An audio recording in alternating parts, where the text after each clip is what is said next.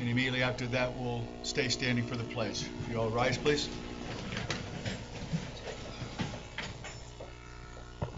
Let us pray. Lord, we thank and praise you for this day because truly this is the day that the Lord has made. We thank you for your goodness and for your kindness and for just blessing us with such beautiful weather. We thank you for allowing us to assemble ourselves together tonight to conduct the business at hand. We pray that you would continue to lead us and guide us in the decisions that has to be made regarding the community and the citizens of this community. We ask that you would bless our commissioners, all our local officials, our fire department, our police department, continue to keep our first responders safe, continue to keep our community safe. And we pray tonight that you just guard us against any devices that has been sent in order to destroy what you have planned for us.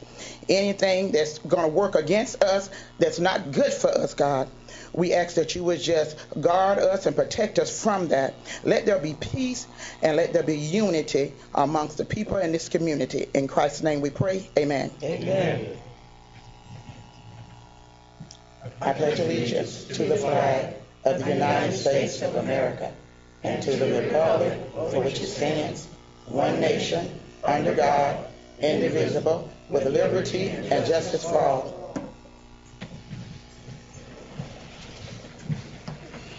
Roll call, Jenny. Mayor Jameson. Here. Vice Mayor Jones. Here. Commissioner Jennings. Here. Commissioner Lavin. Here. Commissioner Levin. Here. Approval of the agenda. Mr. Booth, is there? Are we okay with the fire on the Cassian? Are we tabling that or no? Till next week. That's right. So if you look at under continued business number 2, the compressor. Yes. They're still waiting on the insurance adjuster to determine whether or not this will be their insurance. They should have it by the end of next week. Yes. So we're going to table continued business number 2 and put it on the next meeting. Okay. So with that said, do I have a... Yes, I will make a motion that the agenda be approved as amended. I'll second that motion. I got a first and a second to approve the agenda as amended. Any other comments? Hearing none, all in favor say aye. Aye. Opposed? Hearing none, is approved. Next item, approval of the minutes, September 13th and 24th. I will make a motion to approve the minutes of September 13th and 24th. Second. I've got a first and a second to approve the minutes from September 13th, 24th. Any other comments, questions? Hearing none, all in favor say aye. Aye. Opposed? Hearing none, it's approved. We've got a couple proclamations and then we have a couple presentations. So Mr. Walker, I'll turn it over to you for the first of this, sir. Yes, sir, Mr. Mayor. The first proclamation is the State of Florida, City of High Springs, whereas October 22nd through the 28th, 2018 has been declared the Florida City Government Week. And whereas Florida City Government Week is a special time to recognize the important role played by the city government in our lives. Whereas Florida City Government Week is a time to spread the word to all citizens of Florida that they are an integral part of the government that is closest to the people. Whereas City Government Week is part of an ongoing effort sponsored by the Florida League of Cities to raise public awareness about the services that cities perform and to educate the public on how city government works. And whereas cities provide a higher level of service than most governments, and yet many residents are unaware of how city services impact their lives. Now therefore be it resolved that the City Commission of the City of High Springs, the week of October 22nd through October 28th, 2018 be proclaimed as Florida City Government Week and encourage interested citizens to participate in this observance. Passed and adopted this 11th day of October 2018. Signature for yourself, Mr. Mayor, Scott Jameson, our mayor, and attested by Jenny L. Parham, our city clerk. Appropriate motion is passed. The proclamation is read by its entirety.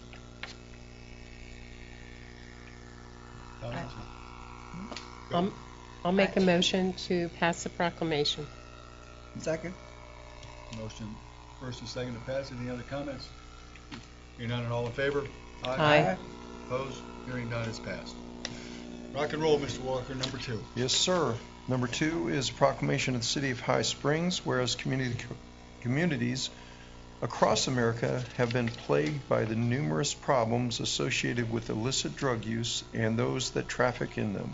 Whereas there is a hope in winning the war on drugs, and that hope lies in education and drug demand reduction, coupled with the hard work and determination of organizations such as the Young Marines of the Marine Corps League to foster a healthy, drug-free lifestyle. Whereas governments and community leaders know that citizen support is one of the most effective tools in the effort to reduce the use of illicit drugs in our communities. Whereas the red ribbon has been chosen as a symbol commemorating the work of Enrique Kiki Camara, a Drug Enforcement Administration agent who was murdered in the line of duty, and represents the belief that one person can make a difference.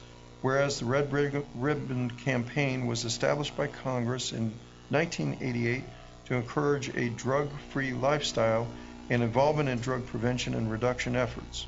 Whereas October 23rd through the 31st has been designated as National Red Ribbon Week, which encourages Americans to wear a red ribbon to show their support for a drug-free environment.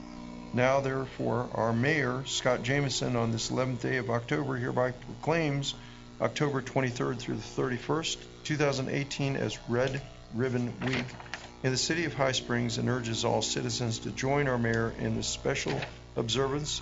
Signature for our mayor, Scott Jamieson, as mayor, and attested by Jenny L. Parham, our city clerk. The appropriate motion is to pass the proclamation as read by its entirety.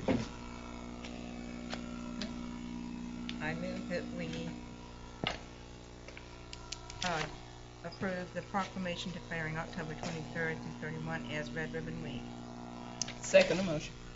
I got a first and a second. Any other comments? Hearing none, all in favor say aye. Aye. Opposed? None. Motion passes. At this point in time, we have a presentation on tobacco-free Alachua. If you all want to come on up. And Aye. how are you? And I've got some printouts for you as well.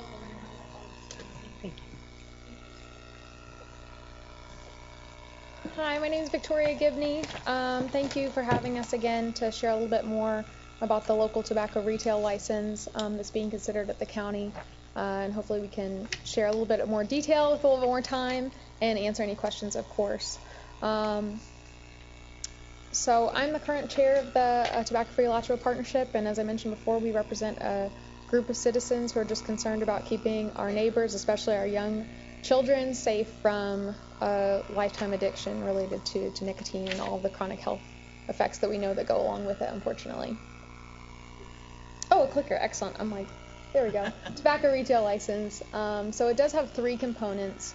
So the first is raising the age. Tobacco 21 is a national trend that we are seeing to raise the legal purchase age of tobacco from 18 to 21. There are already 6 states that have gone completely statewide Tobacco 21, and all of those started out as municipalities who knit together a patchwork of local policies because people were ready to take control at the local level. And in 22 other states now, this graphic is actually slightly out of date, have at least one municipality who's done the same. And Alachua County has the opportunity to be the very first in Florida and lead the way, which I think is really exciting. So the reason we're seeing Tobacco 21 become more and more popular as a policy intervention for tobacco control, there are other policy interventions out there like taxes, but this is really, I think, effective because it lasers in on prevention of young people starting to use tobacco. An Institute of Medicine study found that the greatest decrease as far as initiating use is among the 15 to 17-year-old range. And that's because we know that at least half of those younger teenagers are getting their cigarettes or their tobacco or nicotine devices through social sources, so friends, siblings. And there's a lot more likelihood that a 15 or 17-year-old has an 18-year-old friend who might be able to procure those products for them than a 21-year-old friend. It just creates that little bit of social barrier that makes it more difficult for them to procure these products. And they project an overall drop in smoking prevalence with that same age cohort and a reduction in smoking-related deaths and healthcare costs that go along with those. So applying these to our current Alachua County rates, again, we would see the largest decrease, 25% reduction with that 15 to 17-year-old age range, but we also would expect reductions in the other age ranges as well. This is actually a new graph that I added from the last time that we met. This is very new information that was just put together by a colleague at the University of Florida, and she was looking at smoking rate changes. She's actually a geographer, looking at them by urban, small metro areas, and then less dense areas. And for the first time in many years, we've actually seen an increase in adult smoking rates, but specifically in less dense areas. So we kind of get into that false sense of security almost with tobacco, that we think that this is a problem that's gone away or that we've effectively tampered, but we know that the industry is very invested in gaining new nicotine users and recruiting what they call replacement smokers and replacement nicotine users to those that they've lost because of a lifetime of addiction. So the second piece of the retail license would be safe zones around schools. And this piece is because we've seen that schools that have more tobacco retailers within walking distance, and we know a lot of students, especially high schoolers, before school, after school, they're going to walk, they're going to get a snack, they're going to hit the convenience store before band practice or football practice.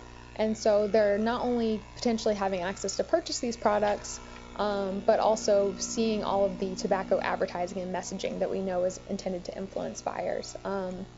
This piece of the retail license would not affect any retailers in High Springs. There aren't any retailers in High Springs who are within 1,000 feet of a public school, but there are a lot of retailers in Alachua and Gainesville who would fall into that buffer. And this is a map, so you can kind of see all of these red dots are tobacco retailers. You can see there's a cluster there in the High Springs area. Also, this is just kind of a logical extension of laws we already have on the books. At the state and local level, we already regulate proximity to schools around the sale of alcohol and businesses that are oriented towards sexual or adult content. So why wouldn't we also extend that to tobacco? And then the last piece, which I think is the piece that has had a lot of urgency around it recently, as we hear more and more about the fact that this is escalating very quickly among our youngest population, is the e-cigarette loophole. So right now at the state level, to get a retail license to sell traditional tobacco products, things you light on fire, is already very easy and very cheap, unfortunately. But there is no special license to sell e-cigarette products. So if you are a retailer that's a standalone vape shop or a kiosk or something that only sells these vaping products, they don't sell cigars or cigarettes or cigarillos, they don't need any type of tobacco license, which means they aren't on a list to then be checked to see if they're selling to minors. And the concern here really is with the kind of meteoric rise we've seen in rates of youth using e-cigarettes, where our new rates are expected, I think, any day now, and what we've heard from our contacts at the national level is that they're going to be even higher this year. So as we know, anyone growing up now, they know that cigarettes are bad for them, and they're very good about saying, no, I would never smoke a cigarette, but they don't have that same reaction to these e-cigarette products. They see them as more safe, but we know they're actually delivering one Juul pod. Juul has about 70% of the market, so that's usually how it's referred to, is the same amount of nicotine as 20 cigarettes. So it's very impactful to young developing minds, these particular products. And there's a lot of other items in these materials that they're ingesting, and it's completely unregulated. There's no regulation as to what goes into that glycol that gets vaporized. And so we're seeing a huge increase in those rates of young people who have tried e-cigarettes, even though they haven't tried the cigarettes. And then lastly, it comes down to enforcement. Unfortunately, the funding at the state and federal level for effective enforcement of selling to minors is just not sufficient. So last year there were just over 150 compliance checks in Alachua County to make sure that places that sold tobacco, and again, that's only traditional tobacco retailers, were obeying all of the laws. One of those checks was in High Springs. Last year there were a little over 50 checks by ABT, the state enforcement agency. One of those checks was in High Springs. So it's really just not sufficient, and the local tobacco retail license, I think most importantly, would make sure that we at the local level have control and are guaranteeing 100% coverage, that every single retailer is being checked, because I don't think any businessman wants to know that they're selling to underage people or potentially contributing to this nicotine dependence issue. So as an update, we just heard today that this is going to be, the county attorney is going to be presenting draft ordinance language to the Board of County Commissioners on October 23rd. And they are going to vote as to whether they're going to have an authority to advertise, and they're planning, anticipating, if that goes through, a public hearing on the ordinance sometime in November. And I will share that the City of Gainesville and the City of Waldo have voted to be in support of this and have provided letters of support to the county to let them know that this is something that's important to them. So I'm happy to answer any questions about any of the information in the packet. And I sincerely hope that I can get all of your support. I know that you all shared some very moving narratives the last time I was here, and I really appreciate how seriously you clearly take this and how important young people are to you. And I know we're going to hear more about schools and how important they are. So I know this year has been talked about as the year of the child, and I think this fits right into it.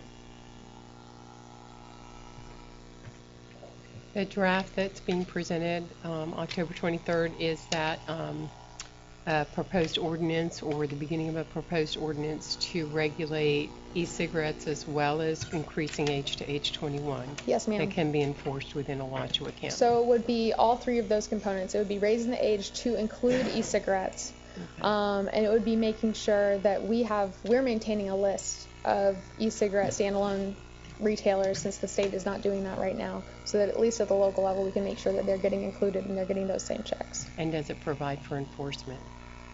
Yes, ma'am. So that's what they're working on right now. What they're looking at is that the tax collector's office would issue the license and collect the fee. They would license the same third-party vendor that the state licensed to do the youth buys. So they already have a system for that, and they provided a quote as well. And then the last piece would most likely be done through codes enforcement. And the enforcement element would be, and I think this is really important, a suspension schedule. So rather than small fines, which honestly that's what happens at the state and the federal level, and it's not really effective for disincentivizing these things, they pay the $1,000, the $1,500, or the whatever it may be, and go about how they've been doing things. This instead at the local level would be a suspension schedule. So if they're found to be out of compliance once, it would be a 7-day suspension, the second time a 14-day suspension, and so on until the fourth time their license would actually be revoked. And just to give an example, in the city of Gainesville, there's a retailer, used to be a 7-Eleven, a gas station. It's just down the street from Gainesville High School. It's about 500 feet away. They have had 4 violations in the last 2 years, and they're still selling tobacco products and still selling e-cigarettes. So with this system, with those same 4 out of compliance issues, they would not be able to sell these products anymore. Who does the checks? Who enforces it? You have the deal, but who actually enforces it? So if we're in High Springs, who's going to enforce it? So the checks would be done by this third party that is the same. It's a contractor essentially that would be paid by the county, and they actually employ the youth buyers and handle all of the checks. So nothing happens in the moment, but nothing happens to the clerk. This is not a criminal or a civil action against the clerk or the youth who buys. This is simply would be noted, okay, this business was found to be out of compliance on this day. That would go to codes enforcement, and they would be the ones to say, you were found out of compliance, your license is being suspended for X days. Who's codes enforcement? Alachua counties. Okay. So our police department would not be responsible for going No, in? we're not involving law enforcement at all. I think law enforcement have lots better things to do, to be honest. That was my point. Yes.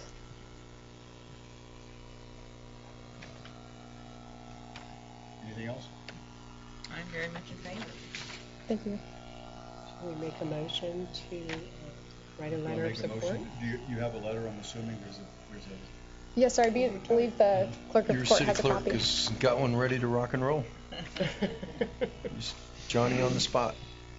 Well, let me Jenny just, on the spot. Let me just read the letter real quick. The City of High Springs would like to encourage the Alachua County Board of County Commissioners to adopt an ordinance that would raise the legal minimum age to purchase all tobacco and nicotine products to the age of 21. Tobacco-related products are one of the leading causes of preventable disease and premature death in the United States. This request is with the hope that this increase in age requirements would keep tobacco products out of high schools and away from younger teenagers and help prevent tobacco and nicotine-related illnesses and deaths. We care deeply about the health and well-being of our community's youth and encourage action that would restrict the legal age to purchase tobacco and nicotine products.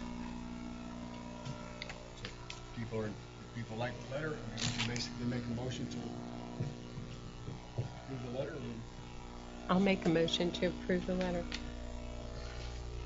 Second. So what is the license to the businesses? What impact does this have on the businesses just from a licensing fee and such? It would just be an annual cost. The goal would be for it to be as low as possible to simply maintain the administrative costs of it. There would be no revenue generated from it.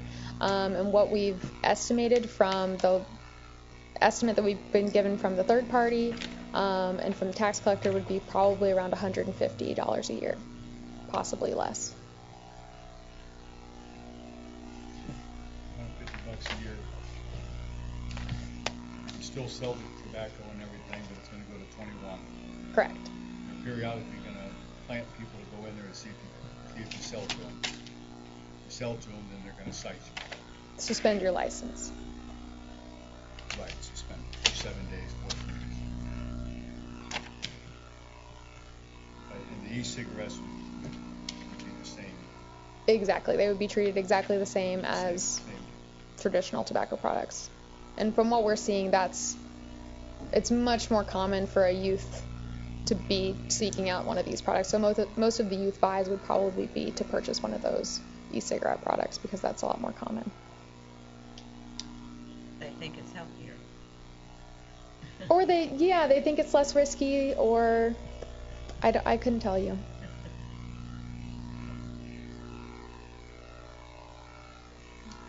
Any other comments? I think we've been through this one time before with the county. I think the last one was we tried to say e-cigarettes is saying it's tobacco, but did they ever pass ordinance on that, Jenny? So that was for use, and it was passed. It was, so this is for purchasing. That separate ordinance, that was about 2 years ago, I think, maybe longer.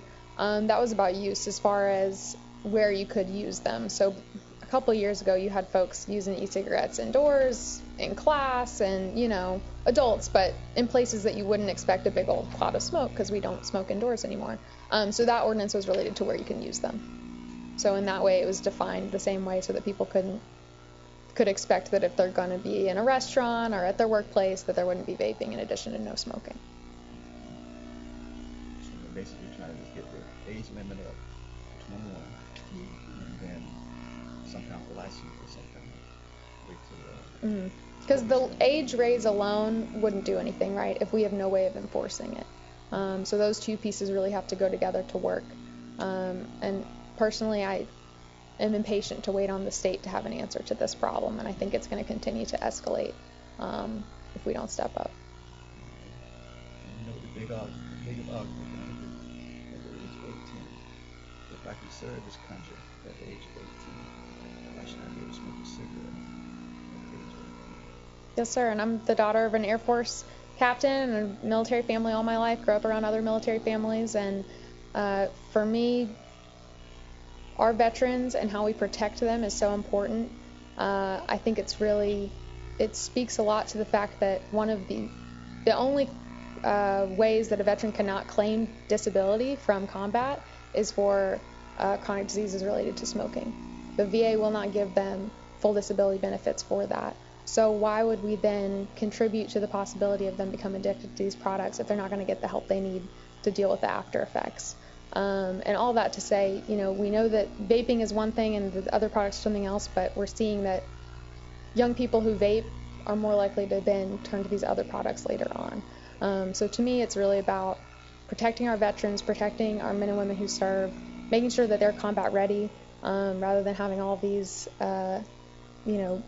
emphysema and all these health issues that go along with this use. And it's also a focus issue. We're seeing educators are speaking to this as well, but I imagine it would be similar in an armed forces situation where young people aren't able to sit still for even an hour because they need a nicotine fix and they're getting jittery and they'll stand up at the back of class because they can't sit and focus. So I think there's a lot of elements there. And to me, we have a restriction on age for alcohol because of a health and safety issues. I don't see this as any different. We're talking government. Yes. And so the reason I asked you as far as what the licensing fee is is in the deal. So once this is in, what is to prevent from the licensing fee to go to 400, to 500? What process is in place to where the licensing fee just doesn't, is that whatever went, they need to raise money, and so we tax this and then we shift money over. I mean, I'm just curious. I get this. Okay, But yes. I'm leery. I'm sitting up here and I'm leery because once you open that door, then I'm concerned that all of a sudden now, if I'm a business, that this license fee was to prevent it from going to $500, $600. Right. I think the key is, and I can confirm with the county attorney's office, but my understanding, I spoke to her today, was that their intention is to make this as streamlined as possible, to not create any new bureaucracy about this, but really integrate it into systems they already have, and that the cost of the license would be the absolute minimum to maintain the administrative burden. And it would, I think they could consider a cap being put on it if that was something that comes out. I imagine from the citizen comment public hearing piece, there will be some feedback about that. And for us, this from the school, I mean, when you told me I can answer this question. So are kids allowed to leave campus during school hours to go to school? Parents gotta check them out. That doesn't. That means they don't leave. No, they don't leave. I'll be honest with you, I get this. My mother died of cancer, and we talked about this from cigarettes.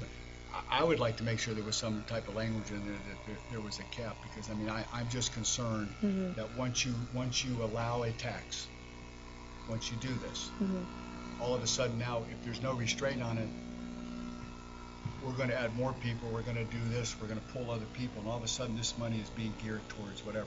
So I mean, I agree with you on what you're doing. Without seeing what the ordinance is, I'm hesitant.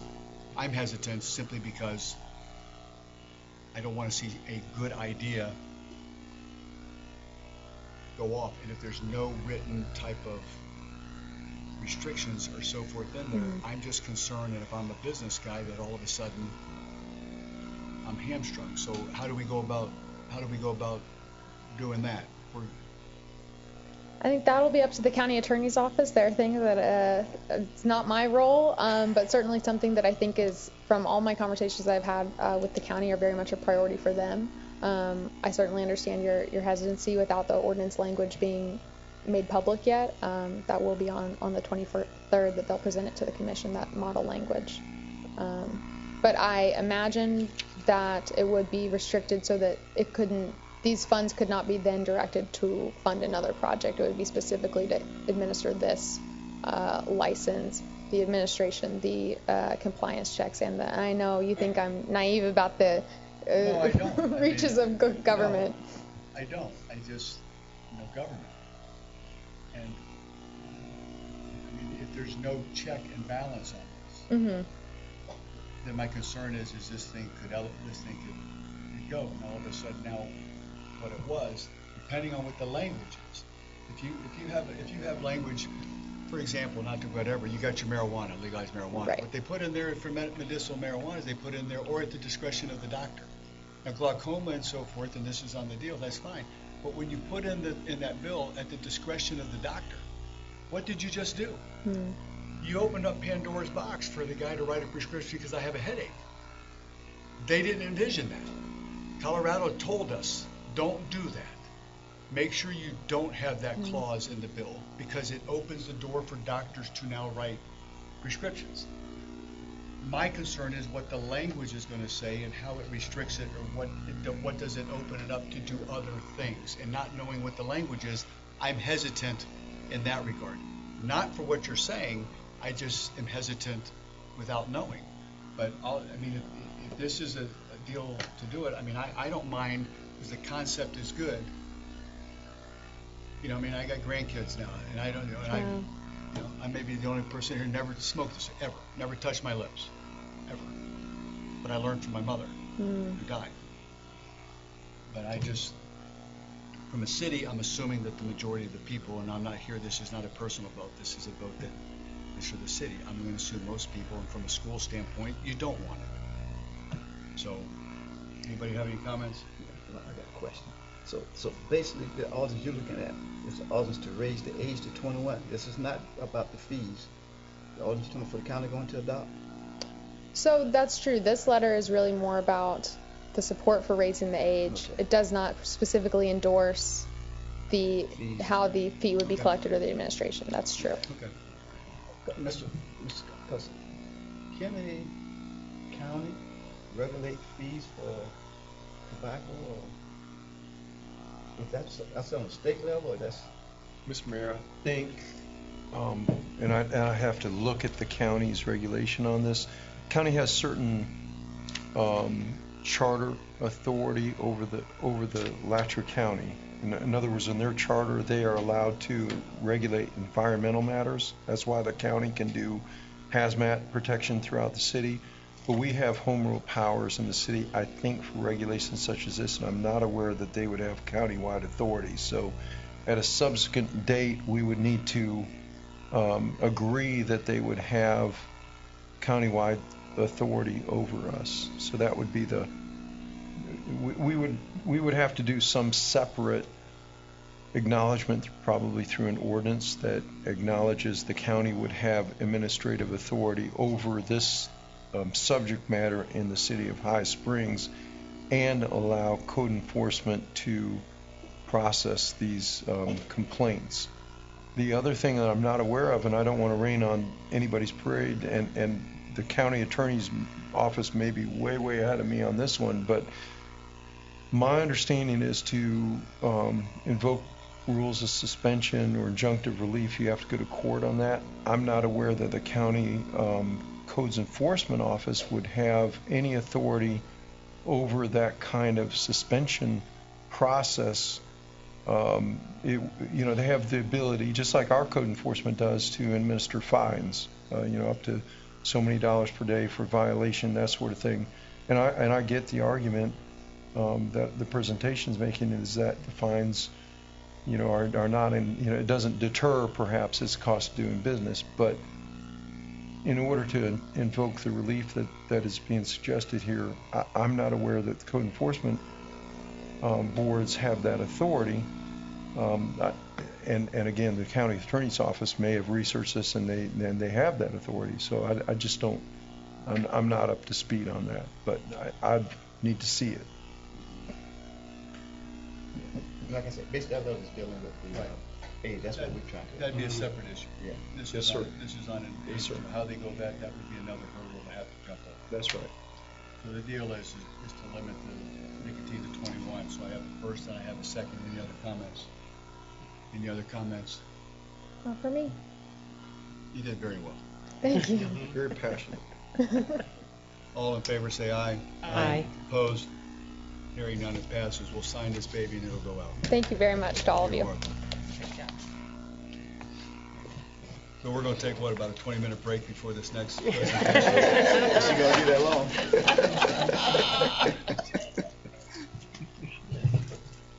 The next presentation we have, an extremely important. I joke around a lot, but this is an extremely serious issue, just like the prior one. We are fortunate to have Jackie Johnson here from the school board to speak to us regarding the half-cent sales tax, an extremely important item. And at that, Ms. Johnson, I'll turn it over to you. Thank you, Mayor Jamerson. Commissioners, thank you so much for the opportunity to talk with you today about the Half Cent for Schools ballot initiative. As Mayor Jamerson said, this is going to have a huge impact on our students, on our schools, and really on our communities for decades to come. What we're talking about is, as you see on the screen, creating schools of the future. What we want to be able to do is provide a high-quality learning environment for all of our students, no matter where they live, no matter what school they attend.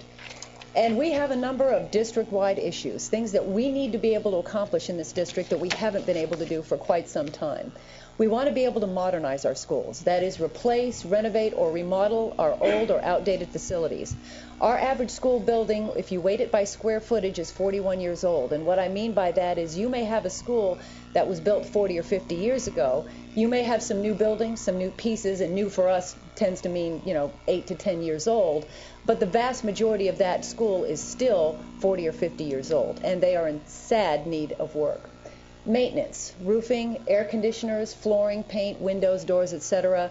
Some people have said, well, painting, that's just aesthetics. No, we're talking about things that actually protect the building envelope, that keep it dry, that keep it warm, that keep it safe for our students. And then capacity. We want to be able to build new space and eliminate portables at our schools. Our number one goal is revitalizing our existing schools. This is a picture from an elementary school in Seminole County. It's Hamilton Elementary School. This was a very old school, very dilapidated, and they essentially went in and gutted that school and created a whole series of classrooms that look a lot like this. You can see it's light, it's bright, it's airy, it's got that flexible furniture that allows the teachers to do small group projects, large group projects, individual. There's space for technology. It's just a much more engaging environment for the students. How did we end up in this mess? I could spend an awful lot of time talking to you about how schools are funded. I won't do that. We've got limited time tonight. But what I can tell you is that decisions made by the state legislature over the last 10 years have cost this district $168 million in facilities funding, not in operations funding. That's a separate category. But in just facilities funding, we've lost $168 million over the last 10 years. So what the school board is asking voters to approve is a half-cent sales tax that would last for 12 years. All the revenue generated would stay here in Alachua County. It's not one of those situations where the revenues go up to Tallahassee, they run it through some sort of formula and send you back what's left. It all stays here in Alachua County.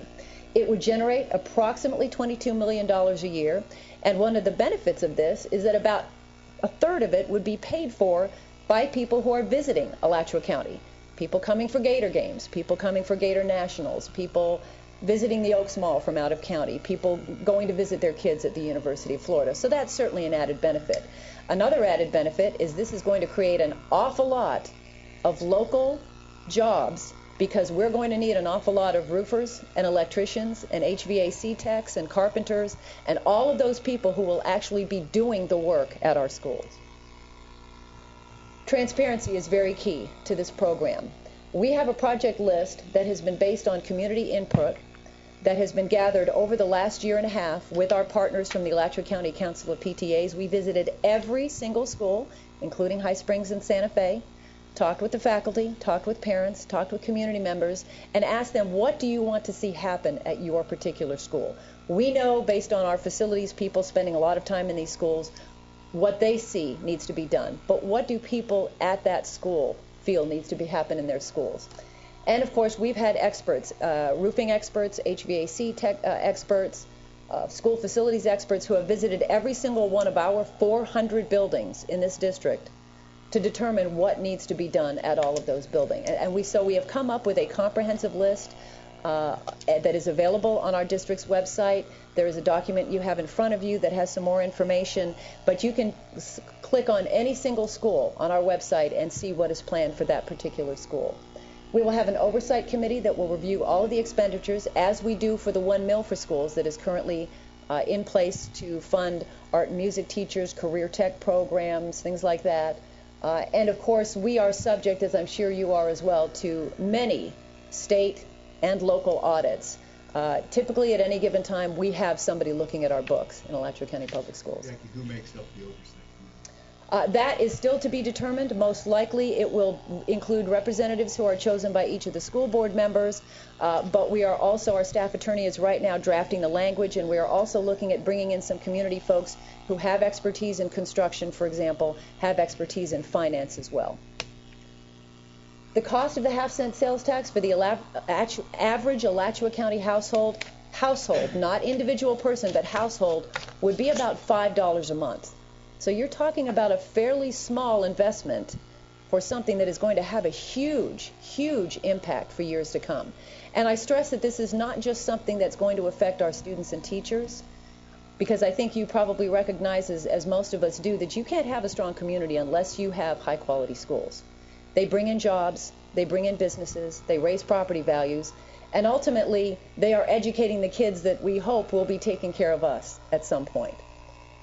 This will actually bring us up to where sales taxes already are in all of the surrounding counties. They're already at 7 cents. We are currently at 6.5%, so this would bring us up in line with all of the other surrounding counties. I will tell you that already there are 27 counties in the state of Florida that have already passed a sales tax for school facilities. Those same decisions that I talked to you about that the state has made in the last 10 years have affected districts across the state of Florida. So you've got a number of them that have already passed a sales tax for facilities, and there are another 4 or 5 who have one on the ballot this fall. So let me share with you a little bit about what's planned for the schools that your children attend here in High Springs. We have spent at High Springs Community School, the school district has spent about $7.6 million in facilities funding at High Springs Community School since the year 2000. What we are proposing are security improvements. Basically, the vast majority of our schools were built long before we had to worry about school shooters. We've dealt with a lot of the low-hanging fruit, gates, keypad doors, fences, cameras, so on and so forth. What we would like to do now are really tackle those more structural and more expensive changes at the schools, for example, to limit access to those schools. But that's going to take more resources than we currently have available. We want to renovate and modernize 47 existing classrooms at High Springs Community School. We want to renovate 2 science classrooms and labs at the school. We want to renovate and modernize the kitchen, dining, multipurpose area, renovate and modernize the media center, and in case anybody has any questions, the renovation of the gymnasium is already scheduled for this current year. So that's why you don't see it on the existing project list, because it's already happening. So we're looking at expenditures for High Springs Community School of nearly $11 million. For Santa Fe High School, we've spent about $15.8 million at Santa Fe High School. That's an example of a school that was built in 1955, I believe.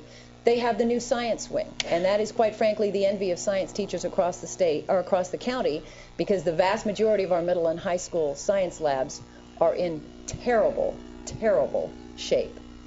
They're outdated, the hoods don't work, they don't have enough water pressure, they simply don't have the technology infrastructure that you need for a science lab in the 21st century. So we are looking for, again, security improvements at Santa Fe High School. We want to demolish 5 of the old buildings at the school and build 29 new classrooms at that school. We want to build a new kitchen building, renovate and modernize the media center, renovate and modernize the auditorium, and then remodel and expand the dining area, which I'm sure many of you know is too small for the student capacity or the student enrollment we have there. And we're looking to expend nearly $16 million if the half-cent passes at Santa Fe High School. So here is the ballot language. It specifies exactly what is going to be done with the revenues from the half-cent. You can see safety and security improvements are right up there on top, but also repair, renovation, and remodeling of existing schools, modernizing classrooms, science labs, media centers, things like that. This is going to be, as I'm sure you all know, a very, very long ballot. Our item is going to be on the back near the end. And in fact, I believe here in High Springs and in most places in Alachua County, it is the absolute last item on the ballot. It's County Referenda 2. In some places, it will be second to last on the ballot. In some places in Alachua County, it will be third to last on the ballot. But what we are asking people to do is don't give up before you get to the end of the ballot. Keep going, plow through it, and look near the end of your ballot for the half-cent to improve school facilities. And if you have any additional questions, I'd be happy to respond to them tonight. Mr. Mayor, if I would, could I ask the principal at High Springs Community School, Lynn McNeil, to come up and say a few words? Lynn?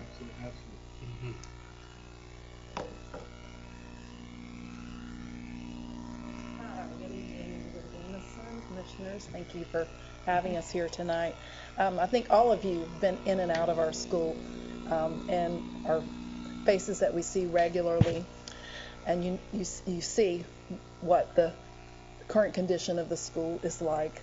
I could make so many points about the current conditions, but maybe this one might drive it home. We all know how hot it's been since school's begun in the middle of August.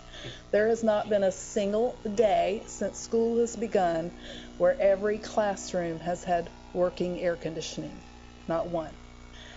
However, almost every day there are facilities workers at our schools trying their very best to make these ancient air conditioning units operate. And oftentimes the problems are they simply can't even find parts to go to match these ancient machines. So that's just a little piece of it, but I think that might be timely in just how hot it's been and what kind of effect that has on children sitting in those classrooms all day long, and there's nowhere else to take them. And by the way, our community's growing. You know that better than I do. And we're almost at 1,000 students at High Springs Community School, almost at 1,000. There is not a single classroom that is unused at this time. All of the portables that we currently have are classrooms, and there's no room for expansion. You can imagine getting 1,000 students through that very small dining room every day. So yes, we have lunches very early in the morning, and we go almost until the end of the school day. So just in thinking about the future, High Springs isn't getting any smaller. We're growing, and we'd like to see our school be a beautiful place for our children on a regular basis, and something that they can at least be comfortable in. And we'd like to see that we are prepared to expand, because it's going to have to happen. They're moving into this beautiful town. Thank you. So I have a question, because I've had people ask me about the gym air conditioning. It's been an ongoing conversation for years. My children went to High Springs Community School. I worked at High Springs Community School. I have a great affection for that school, but I also have been in that gym through many cold and hot seasons, and so is that part of this renovation that is scheduled for this year? It is not currently. We had many millions worth of projects that we had to eliminate, cull from the list in order to meet the requirements. But we have been very, very conservative in estimating how much the sales tax will bring in. I gave you the $22 million figure. Our assistant superintendent for finances, again, was very conservative in estimating that. We actually think it's going to be more than that, and of course we joke that a lot of this rests on Coach Mullen, because quite frankly, when the Gators do better, sales taxes bring in more money. But we've been very conservative with estimating how much this will bring in. We've also been very conservative in estimating how much all of the projects are going to cost. And we've built in a fairly sizable contingency fund within not just individual projects, but district-wide. So what that means is that we will have the opportunity as we go into each one of these projects and see if it may be possible to tackle some of these projects at the same time. I certainly understand the concerns about we've heard the same thing at, I believe, Mebane, at Westwood. There are a number of schools that do not have air conditioning in their gyms, and we certainly get it, and we're hoping that if all goes well, we may have the wherewithal to be able to tackle additional projects as we are doing them in the schools. But there is no guarantee. There's no way I could guarantee that air conditioning would be added to the gym at High Springs as a result of this. I would just tell you that my residents, my citizens, would encourage very greatly that that's a large necessity in this community. Absolutely, absolutely. Yes, ma'am. Well, you mentioned the renovation of gymnasium is already scheduled for the school year, so it's the renovation only but does not include air conditioning. That renovation does not include air conditioning, but there will be air conditioning projects also going on at High Springs, so it may be that can be tackled at the same time. Because I've been given the wrong information out as I sat in a puddle the other day. I brought with me Suzanne Wynn from our facilities department, who may be able to share a little bit more information. Hi, Suzanne Wynn, the Director of Community Planning for the School Board of Alachua County.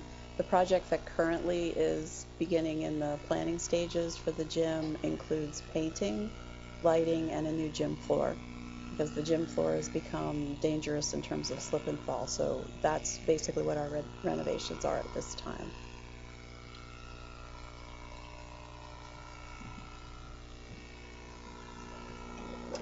Any other questions?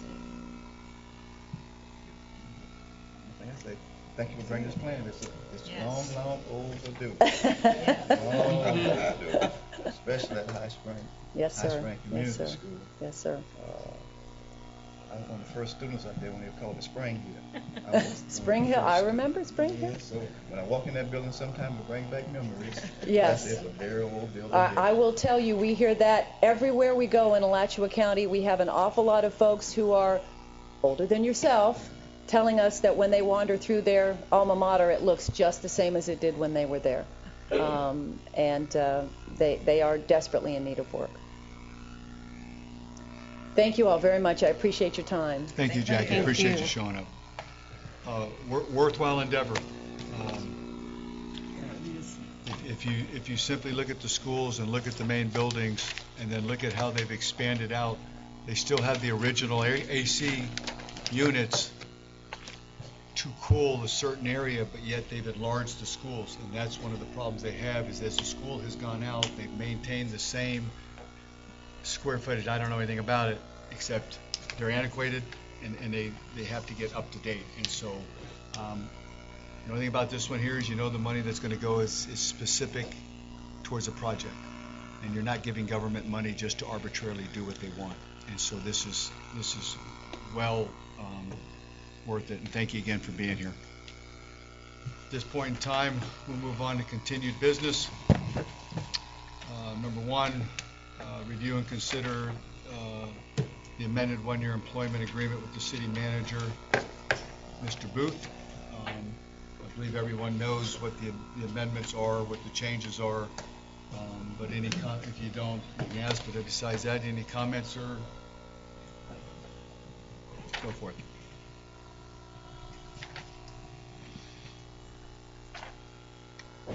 Highlights on the contract, right on here is the salary. The PTO was adjusted.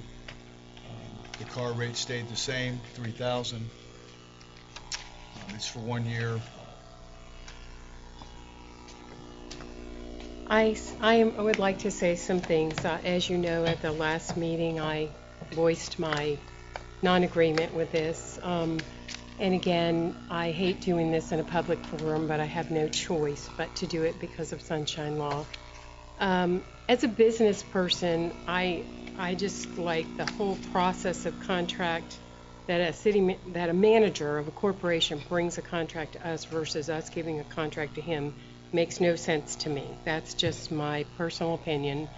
There are many areas that I struggle with that I have not seen follow-up. Mr. Booth doesn't answer to email. He does not respond to citizens' calls or emails. He does not follow up on concerns that I have asked him about over and over again. The information that I've gotten in particular areas is not always timely or accurate. There was a written complaint by a charter officer over 2 weeks ago that has not been responded to by Mr. Booth. I haven't seen any kind of planning as far as our parks, our streets, our roads, our public works department, and a corporate manager would be doing planning. I don't see any vision plan for our city. I don't see any direction. Rumor has it that Mr. Booth is only going to be here about 6 months. He told me 10 months in a private conversation that I had with him. I suggested a 6-month contract. That was not an idea that he was happy about. He did not attend any of the meetings that we had with the county commissioners for the renewal of our CRA, and I found that unacceptable. And my job is to provide oversight for the citizens that elected me. This contract is for $97,200. It adds a $3,000 car allowance. And there is a retirement option in there that is 24.03% of his contract, which is an additional $23,357. So we're looking at $123,557 for a 46-week year because there's 6 weeks of paid time off. It also has in here that we pay for an errors and omission policy. I'm not sure what that premium is. And that he can accrue up to 400 hours that he will be paid for when he leaves. I personally think that if we're paying someone $8,100 a month, they should answer email. I have emails right here where people have sent me complaints about the handling of issues, citizens, about things that they've approached him with and he has not taken care of. And I feel like we need to look forward. Our city has grown, our city has changed, and we need to have direction. So I'm going to tell you that the other part is that there always needs to be a plan B. So I toyed with that. And in reality, this city's not going to fall apart if Mr. Booth isn't here. I know he wants to stay for those sewer projects, but I don't believe they'll be done in 6 months. We could alternately ask Jennifer to take over the financials, which she's doing anyway. We all know that she does it all. She could administer the grants, and she could put part of a team for contract review. We could ask Jenny to be the interim HR and assistant city manager. We could ask Christina to step in as interim city manager. All three of those would review contracts. We would give them an additional money per month. The two, Jenny and Christina, could be raised to that senior executive rate of retirement. Jennifer's already there. We could move licensing and billing under the interim city manager and make Julia the head of that area with a raise, and we could still save about $4,000 a month by doing that. That would be plenty of money to hire someone to oversee the sewers. If the sewer impact fee couldn't pay it, there would still be funds there for us to realign what we want in a city manager. I want a city manager who responds to the citizens and the commission, and the way I see our organizational chart is the citizens are at the top of the chart, and then comes the commission, and then comes the charter officers. And that's not been my experience in the months that I've been here. And as a business person, I cannot be party to renewing this contract for another year. Anybody else?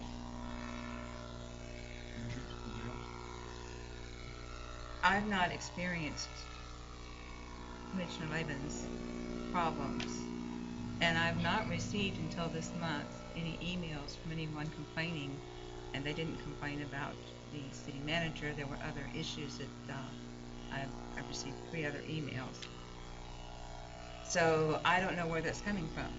If it's just from the business people or private citizens, why have they not, prior to your becoming a commissioner, sent emails to any of us in the meantime?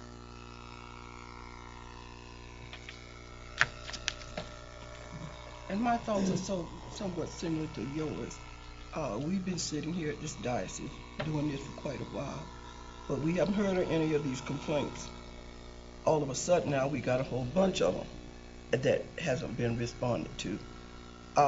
We all, I'm sure, have had things that have come up, but I think they've been taken care of and taken care of very well. I know the things that I had was handled. And I'm sort of with Linda. I don't know where it's all coming from all of a sudden. But, okay, I guess you may get to you shortly. When you're ready, you finish. Okay, but I just don't agree with all of that either. Not from my involvement with it.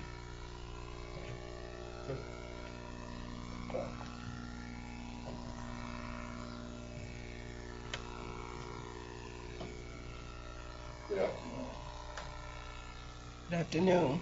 Give your name, please. I'm William Mack. I'm with you, Mac. And I basically was motivated when I read an article and one of the papers about this same thing, so I immediately tried to draft a document so I could give it to You can give it here and I'll pass it down. Thank you. in support of what commissioners and we thought. It's not just emails. I'm old school. I don't even know how to work my phone. And do an email. I got to take a class. But I rushed today to get a document. Basically, I'm not, again, as a former citizen of this great city, if you notice from the button, I forwarded a number of complaints with Mr. Booth and a lot of commissioners know, and haven't gotten a response. And it's not just emails, but when you send up documents requesting an investigation or a complaint, something should have happened. No complaints regarding issues regarding my garbage collection, which, and if you notice on the final page, I got a bill for $7,781.83. I've been complaining about this ever since 2002. I haven't had garbage service since 2006 or 7, but I get a bill every month because they allow my neighbor to stop the garbage truck, which I brought to Mr. Booth concern, as well as your commission. Can't say you haven't gotten it because I've sent letters to everyone. I'm not here to talk long.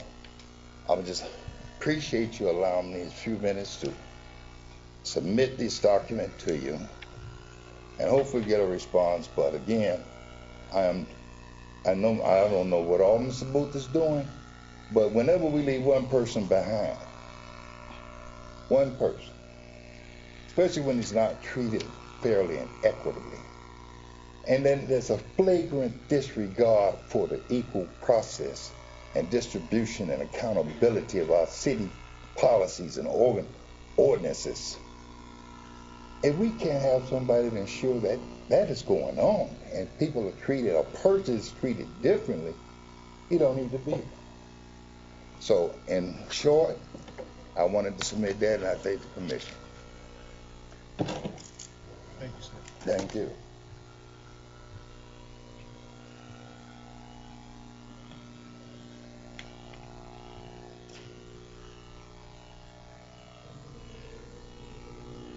Just give your first name, sir, My first name is Brian and the last name, I guess. Sperry. Sperry. Brian Sperry, like the shoe. I'm here because I've been trying to purchase a small piece of property. We're talking about the contract right now. Oh, But that, I think, well, I can. Citizens' comments. You don't want to talk about that now? Not right now. Later. We're doing the contract. I would like to say one thing, though. I have also tried to get a hold of Mr. Booth, and he won't return my emails or my phone calls. I wanted to set up a meeting last week. No phone call. He refuses to sell this piece of property. So that's all I have to say about him. Okay. Thank you. Yes, sir.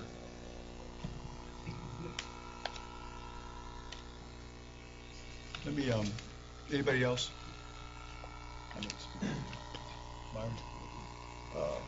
I agree with that. Some of the stuff the other commissioner said. I guess I'm the, I say senior, I don't mean by age-wise neither. I mean by age. Being a commissioner here. I have seen some things in the city for the last 15 years. I have seen the city at the worst. When I say at the worst, I have sit here and observed that. So I sit here today and say that Mr. Booth have done an outstanding job for the city of High Spring to get us to the point where we are today. We are at a point where I have seen it much, much worse. I was ashamed to go to Gameville and tell somebody I was from High Springs, Florida. But now I can sit here proudly and say I am proud of the city of High Springs, Florida, where Mr. Booth have took us from down here to up here. He has done an outstanding job. Is he perfect? No. Nobody but the sound of my voice is perfect. There's only one man I ever know walked on this earth that's perfect, and his name is Jesus. I'm preaching now.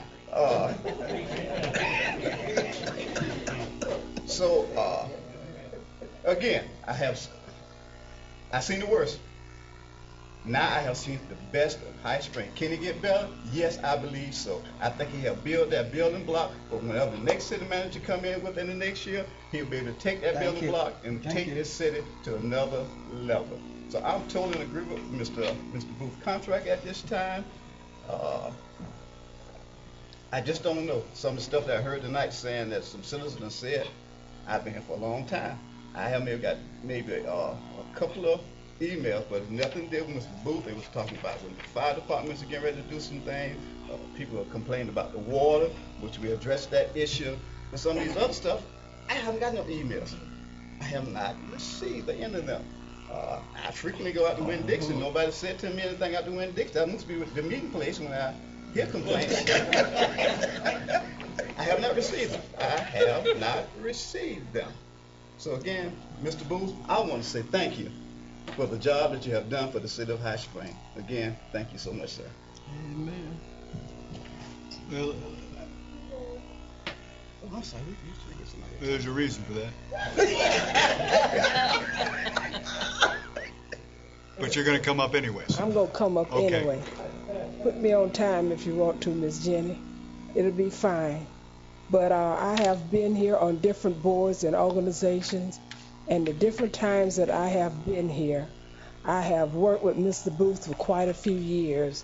I won't say how many, but Mr. Booth, whatever I've needed, Mr. Booth has been right there with me. When he's been sick, he's been right there with me.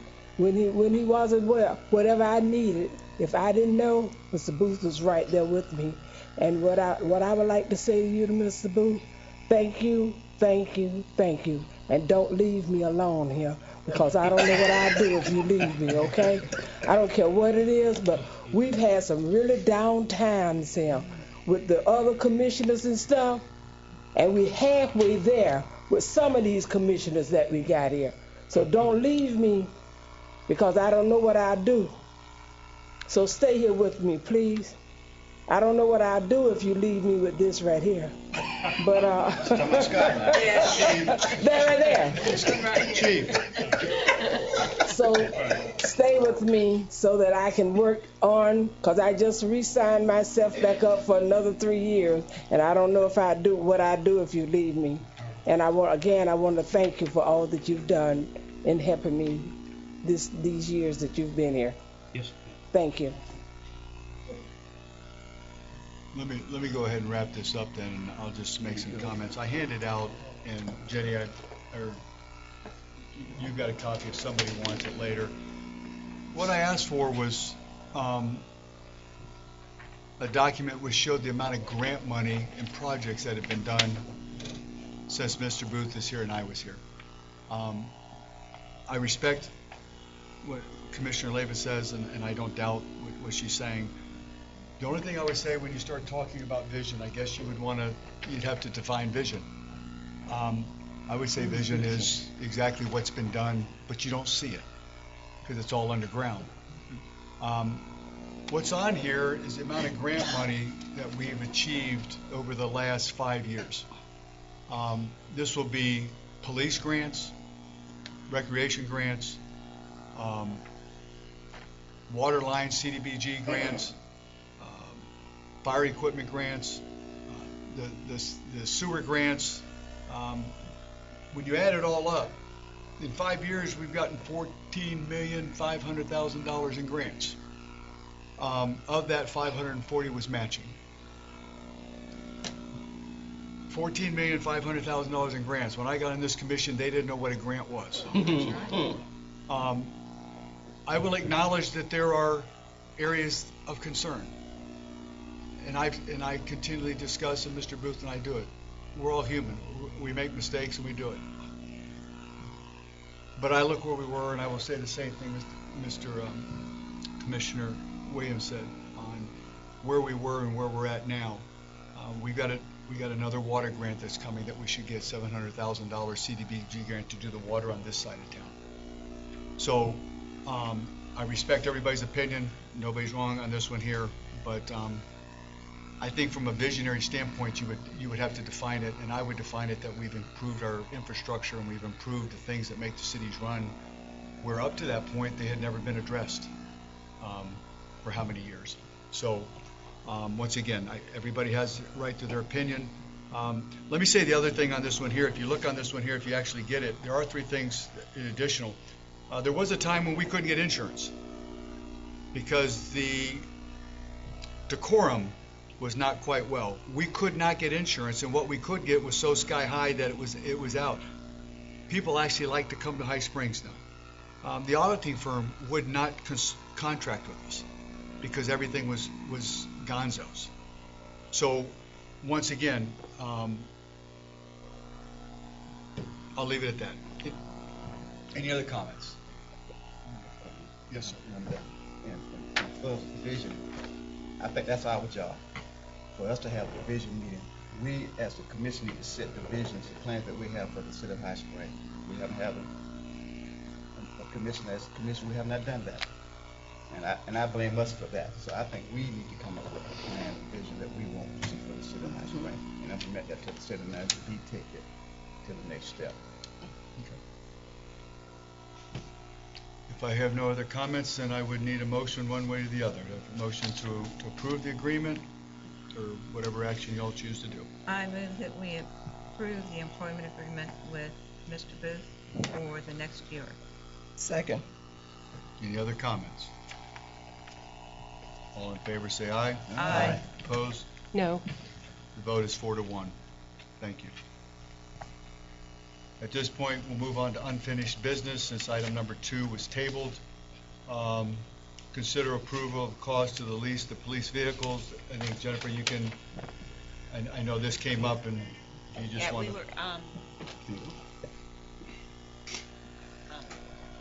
So we had the opportunity to piggyback with the Florida Ranch, Boys Ranch, and so we were able to get 2018 pricing for 2019 vehicles.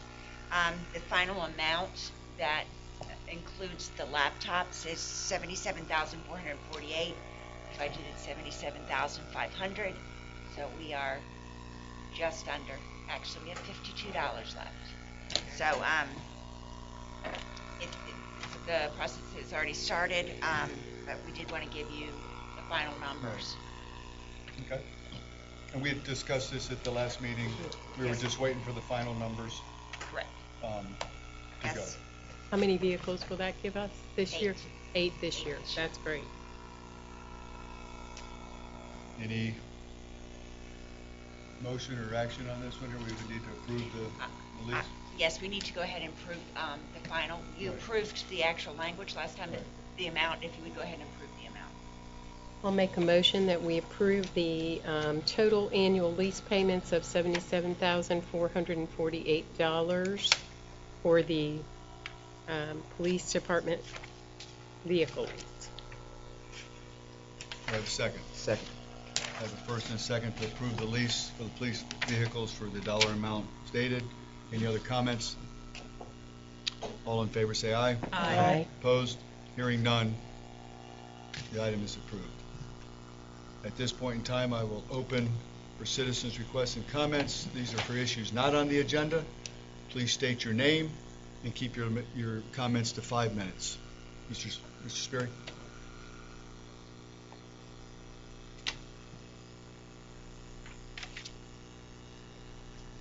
Okay, again, my name is Brian Sperry, and I'm here to address an issue I have with a small strip of land. It's like an easement that runs between me and another piece of property.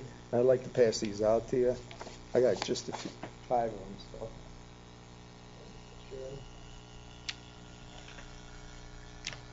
Thank you, sir.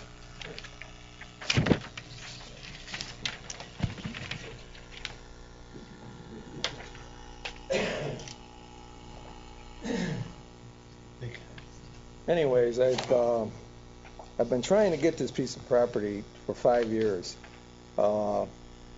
I see no reason for the city to keep it. It's only 40 feet wide, and I think roads have to be 60 feet. So I don't see any reason for that.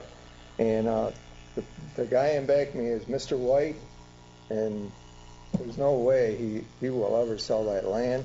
So it's just like a dead end. It can't go nowhere. And I'm not sure if there's a 5-year plan for roads. So is there a 5-year plan? 3-year plan? So I don't know what the future is as far as roads going through High Spring. But I don't see any use for this land. If you need it, you can always do the eminent domain thing. And I don't see any reason. And like I said, I tried to get a hold of Mr. Booth, but I haven't been able to get a hold of him. So I would like to purchase this piece of land. And if you need it back, just take it back. So we had paved roads out there at that time. There were no paved roads, and I could understand possibly another road. But now that the roads are paved and they're working fine, why fix it when we don't need it? So I'd appreciate any help I could get on this and just close this issue. And all right. So, Well, by our attorney, he really says we're not allowed to sell roads. it's not a road, it's just a little easement. Well, actually, there is another 20 foot that goes with that. But because we bought that property that you bought. Right. Right, and we borrowed money, we can't sell it. And we also have a reason for it now, because there is a gentleman that is looking to develop 150 acres, and that road will have to have another exit. Is Mr. White going to sell a piece of property? We can take that by eminent Well, domain. he could do the same thing with me. Well, I know, but we now have a use for it. Let's do this, because this is comments. This isn't decision-making time. Okay. This is not the time on it. I know this was addressed before when I was here, and we chose not to do it. And the commission at the time chose not to do it. How would you suggest? Is this something that needs to come, and we either vote up or down, put it on the agenda, and just put it up or down? If the gentleman wants to put in some sort of an offer, we'll consider it. Couple of things. There were other reasons. I cannot recollect what all the reasons were, but I know there is some basis as to why we did not want to proceed with the sale or the closure of that road previously, and we can look at it and figure it out and advise the gentleman accordingly. The other thing I would advise is I've been doing this for 35 years, and I've never filed one eminent domain case on any of our clients. We just don't do it. Once we lose the property or we sell it, it's gone, and cities of our size, we just don't do it. Okay. So that's what you'll have to do to get all the way across to the land he's talking about. The only way you're going to do it is eminent domain. You don't do it, so I don't see a problem. So what do we do? Because this isn't on the deal. Because this is the citizens thing. I want to make sure we're saying that. What should Mr. Sperry do? He should send a letter to us saying specifically what it is that he's asking for. It's a 40-foot strip of land. He's already given us a map here. It would help if you just want to etch off. I'm understanding It's this strip of land right along here. Exactly. Tell us what it is that you want to do, and then we'll research it a little bit, and then we'll bring it up at the next meeting if you'd like, or as soon as we have a chance to As soon as you have a chance, then we can put it on the agenda, and then we can vote. So if you'll do that, then that. Okay. If you would do that, get the letter and so forth, that would at least give us something. We could set it up and have an actual agenda, and then you get the discussion, and we could make action on it. Could you guys get it appraised to see what the value is or not? Well, probably not until we just. What they need to do is say this is surplus land. That's the first step in the process, and there's no public use or need for this land. That's the first step. Secondly, if they say that, then we get it appraised and say, okay, here's what we think is the value of the land. So you have to go to step one, and then you go to step two and say, okay, this is something we're going to put on So basically just state that I want to buy the land? That's it. That'll get it. Okay. That'll get it. All You've right. already identified where it is, so you've helped us that way. Okay. But I want to buy the land. If you want to throw an offer out there as to what you think it's worth, that's fine too, and we can consider all that. But we're going to research the property owners on the back end of this and the property owners on the front end, either side, and see if there's a municipal purpose or a public purpose as to why we want to retain this land. This had some sort of controversy previously, sir, and I can't remember what that was right now, but we're going to look at all that and then see what we've got. Well, the city used to own all that land. I remember that. And That's I right. bought the house from the city. Yes, sir. And Yes, fixed sir. it all up. I had to put a lot of money in to fix that. It used to be known as the High Springs Party House. Everybody went there and partied. So now it's a lot better. So actually, I think I did the city a favor because it was going into disarray. It would have went straight downhill.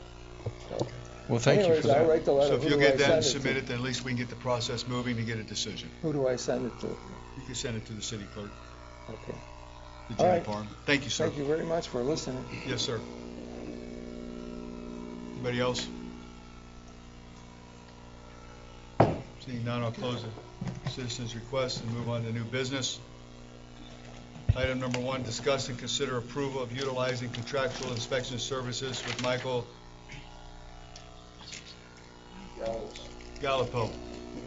I didn't want you to hit me if I did it wrong, Mike. Bill, if you would.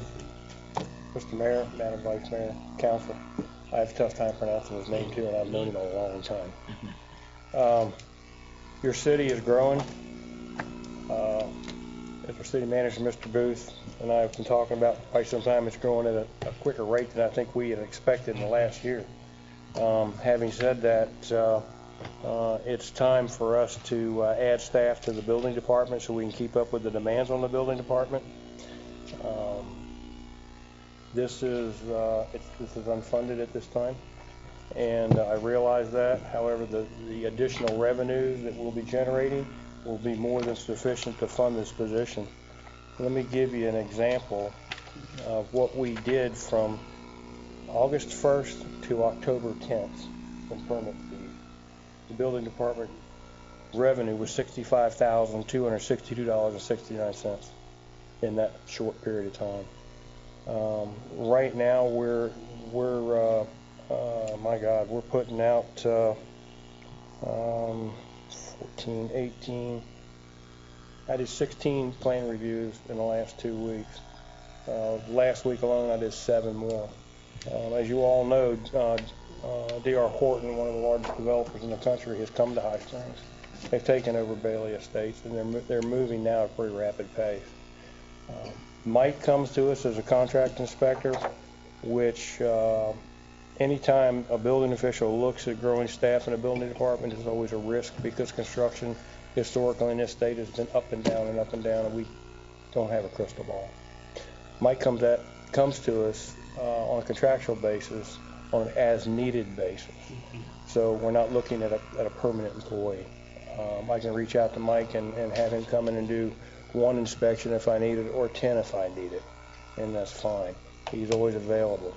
His licenses are unparalleled. He's got 1 and 2 family, 49 licenses through the state of Florida. He's also a structural inspector through the state of Florida. He also has his underground utilities inspector certifications. He's got a stormwater inspector certification, so he's kind of a valuable asset. And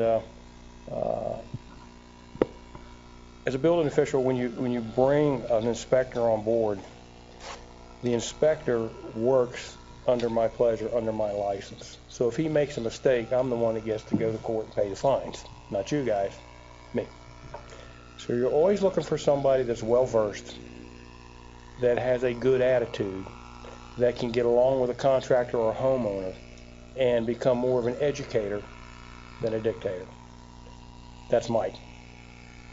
He's proven that through Alachua County, Marion County, the university, where he just retired.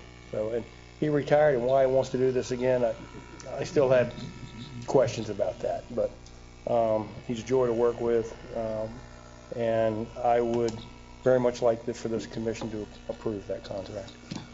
Any questions? We definitely need them. He just told you about a number of houses he's done. What is coming up in the next month or two more than overwhelms the building department. And they need somebody, I mean, we don't have a choice, but to be able to inspect these houses will be a problem for the school board, but Well, yeah. for us, Let me offer you a few projections that we put together, and they're conservative. Cinnamon Hills, we'll probably end up doing 20 houses next year, or this fiscal year, in Cinnamon Hills alone. Bailey Estates, I know, 60 houses. That's what they've said they're going to do. That's what they're doing. They're clearing right now. We issued permits, and within 2 weeks they're ready to. They're starting. They're putting foundations in. They're moving. They're going to keep going. Peyton's Preserve. I spoke to the developer for Peyton's Preserve just yesterday, and they plan to begin in December with their infrastructure, and they want to go vertical by January. Which that sounds like a rapid pace, but if you look at that project, his infrastructure is not that extensive, so that's very achievable. Ashton Ridge, we've got 20 houses projected over there. Weston Oaks, Bill and Pete over there, 10 houses, because they don't want to work that hard. And I laugh at them. I said, golly day, guys. They have available some, Ed, what was that, 112 lots or something like that? But these are two guys that they build the houses themselves, and they just don't work that hard. Retirement program. Yeah, retirement. But other inspections we do, I don't know if you all realize what your building department does get involved in. Anytime anybody changes out a air conditioning unit in the house, we go inspect it. We issue a permit and go inspect it. Anytime there's a roof put on, we issue a permit and we go out and inspect it. Any additions or renovations, we issue a permit and we go out and inspect it. Any replumbing, water lines, anything like that, again, we issue it, go out and inspect it. Those small permits, we call those our 1 and 2 permits. Good grief, they keep us busy enough. Last week we did 5 HVA changeouts. We did 4 electrical changeouts, which again, we issued the permit, we have to go out and do the inspections. And additions and renovations in the last 2 months, and this is off the top of my head, I think we've done 7. So, and those are our little permits. Those are our small permits. So you can see your city's growing. Put the smile on, because High Springs is the hot place to be right now. It really is. And it's fun. It's fun. Any questions from Ms. Whitman? I just want to ask about code enforcement, which isn't part of this issue, but I asked you that a long time ago. I didn't know how we would keep up with code enforcement because you had too much to do. Well, and I'm glad you asked that. That's a good question. I am wondering how we're going to address that, because that falls under your title. As a matter of fact, your city manager had a pretty good idea a couple weeks ago, about maybe a month ago, and I've been a little slack in getting it together with everything else going on. But we currently have a position that we share with the fire department. I can't remember, it's an administrative position. And we're in the process of reclassifying that position and turning that actually into a code enforcement position. And it will be a code enforcement field position, to where they'll go out and they'll cite the, whatever they're doing. They'll go out with it. And then they'll bring it back in, and we'll do the administrative part in-house and get it out. And we'll have to train somebody to do it. Code enforcement is not something you can just throw by somebody on the street and do it. But that gives us a full-time code enforcement person out there, and we're still, the revenue, or the expenditures to pay for that still comes out of that base salary. So we're not trying to hire anybody else, but we're just changing things around, changing how we do business in the building department and that. Does the fire department lose their half a person then? Does the fire department lose their half a person? Well, that person's still going to be doing some administrative duties, but the fire department, now that they've kind of gotten through their compressor and their other major things and the ALS issues and things like that, that position has their responsibilities have gone down quite a bit.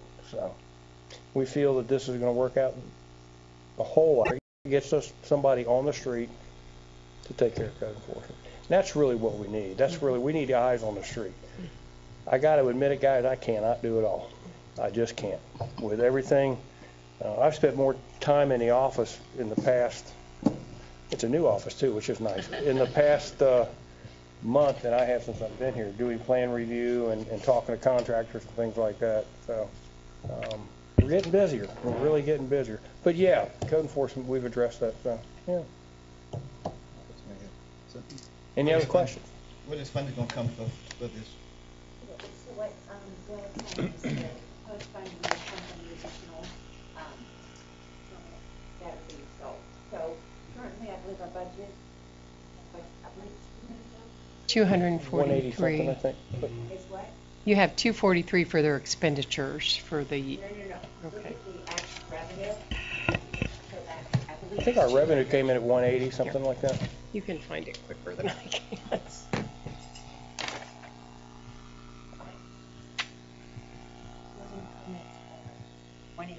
Yeah, 180. Yeah, 185 it is. So I'm getting close to that now. I know one month we just did like 26, 185 divided by 12 is 15,000. I know, was it August, I think, they 26,000? Well, like I say, between August and now, Just permits, not anything else. no, between August and now, we did $65,000.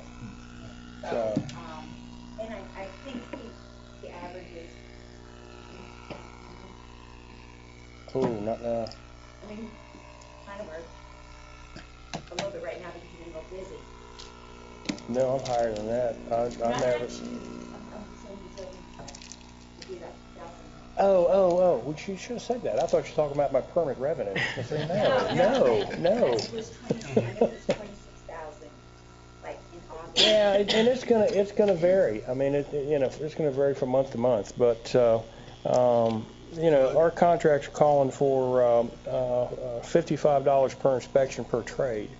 I don't know if you all realize what's going on in the state of Florida now, but that's a deal. That's quite a deal. Right now, building inspectors are at a premium, and you can't hardly find them. John Freeland, the building official in the city of Gainesville, has had an ad out now for almost 2 years, and he cannot fill all his positions.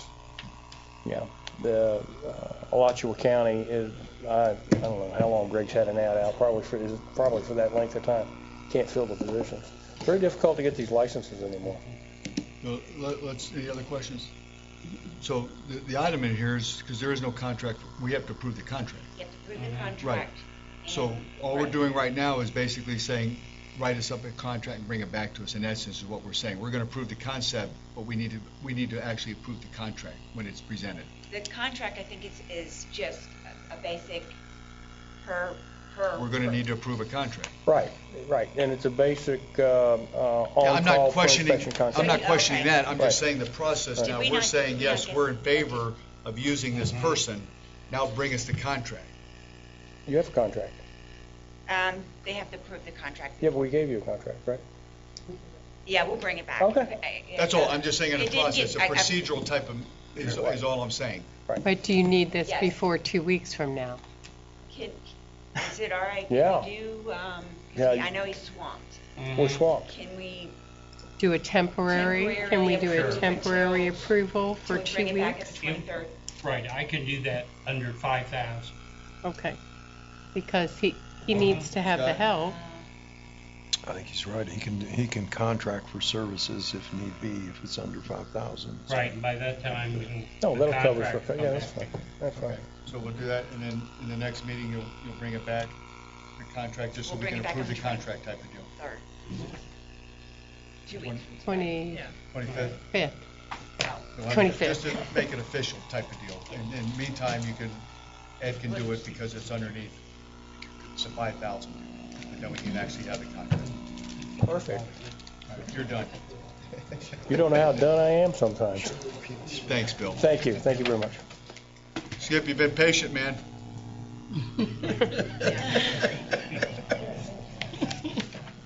Item number 2, discussion on the extension of the WCA contract with new rates. Who wants to begin?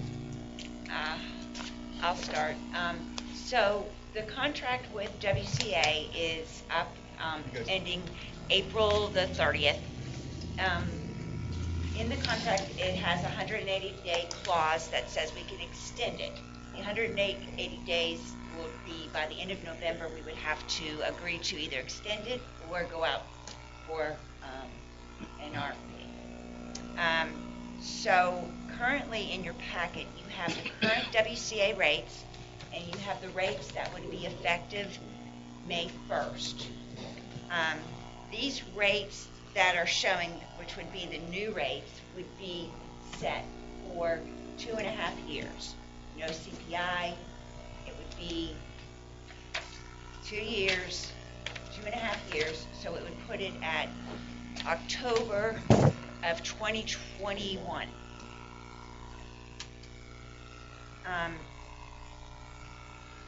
As you can see, they are quite a bit higher than the current rates. And what I'd like to do is have Skip talk to you about how they came up with the rates, and I think he can do a better job than I can. Well, you did a great job introducing the contract concept, so thank you for that. But yes, for the record, Skip McCall with WCA, and good evening, Mayor and fellow commissioners. Over the past several months, we've been working with Jennifer and her staff, and they've been doing a great job, and we've really tightened up our communication, and we've been able to really hammer out some of these things that we've been working on. The question came up with regards to the rates, and I guess that's what's on everyone's mind, so we'll go ahead and address that. There are several factors over the course of this contract that unfortunately we were adversely affected with our budget. We were impacted heavily over the last several years. I'll give you a few examples of that. We, as you probably well may know, we receive 70% of the CPI on annual adjustments. So in most contracts, it's normally you just get a CPI adjustment. This one was actually limited to 70%. Of course, that affects how much the overall percentage is over the course of each year of the contract. The second one, which is actually probably the most substantial to us, is the recycling market. We first started this contract back in 2014. We were actually receiving a rebate for recycling commodities. That went away. And if you guys have kept up, with the recycling markets in China and everything that's happening overseas, we as an industry, we are in a very difficult time. The recycling market has declined exponentially. It's been something it's been a very, very huge problem for us. So now we're actually having to pay for the recyclables that come out of High Springs. So that's something that was unforeseen when we basically back in 2013 when we were building our business model. We never, I don't think anybody would have saw that coming, and it's a huge problem not only for WCA but our industry as a whole. So we're paying $35 a ton to process your recyclables. It's something that we have to do. I mean, it's part of our contract. We were going to collect it, but it's been very unfortunate, and it's impacted our bottom line significantly. The third thing really is kind of the cost of just overall doing business. Our fuel costs go up. They've been ticking up over the last several months. Insurance is another factor that we have to deal with, whether it be our insurance to our employees or the insurance on our general equipment. So there's things of just the general cost of doing business that has impacted us.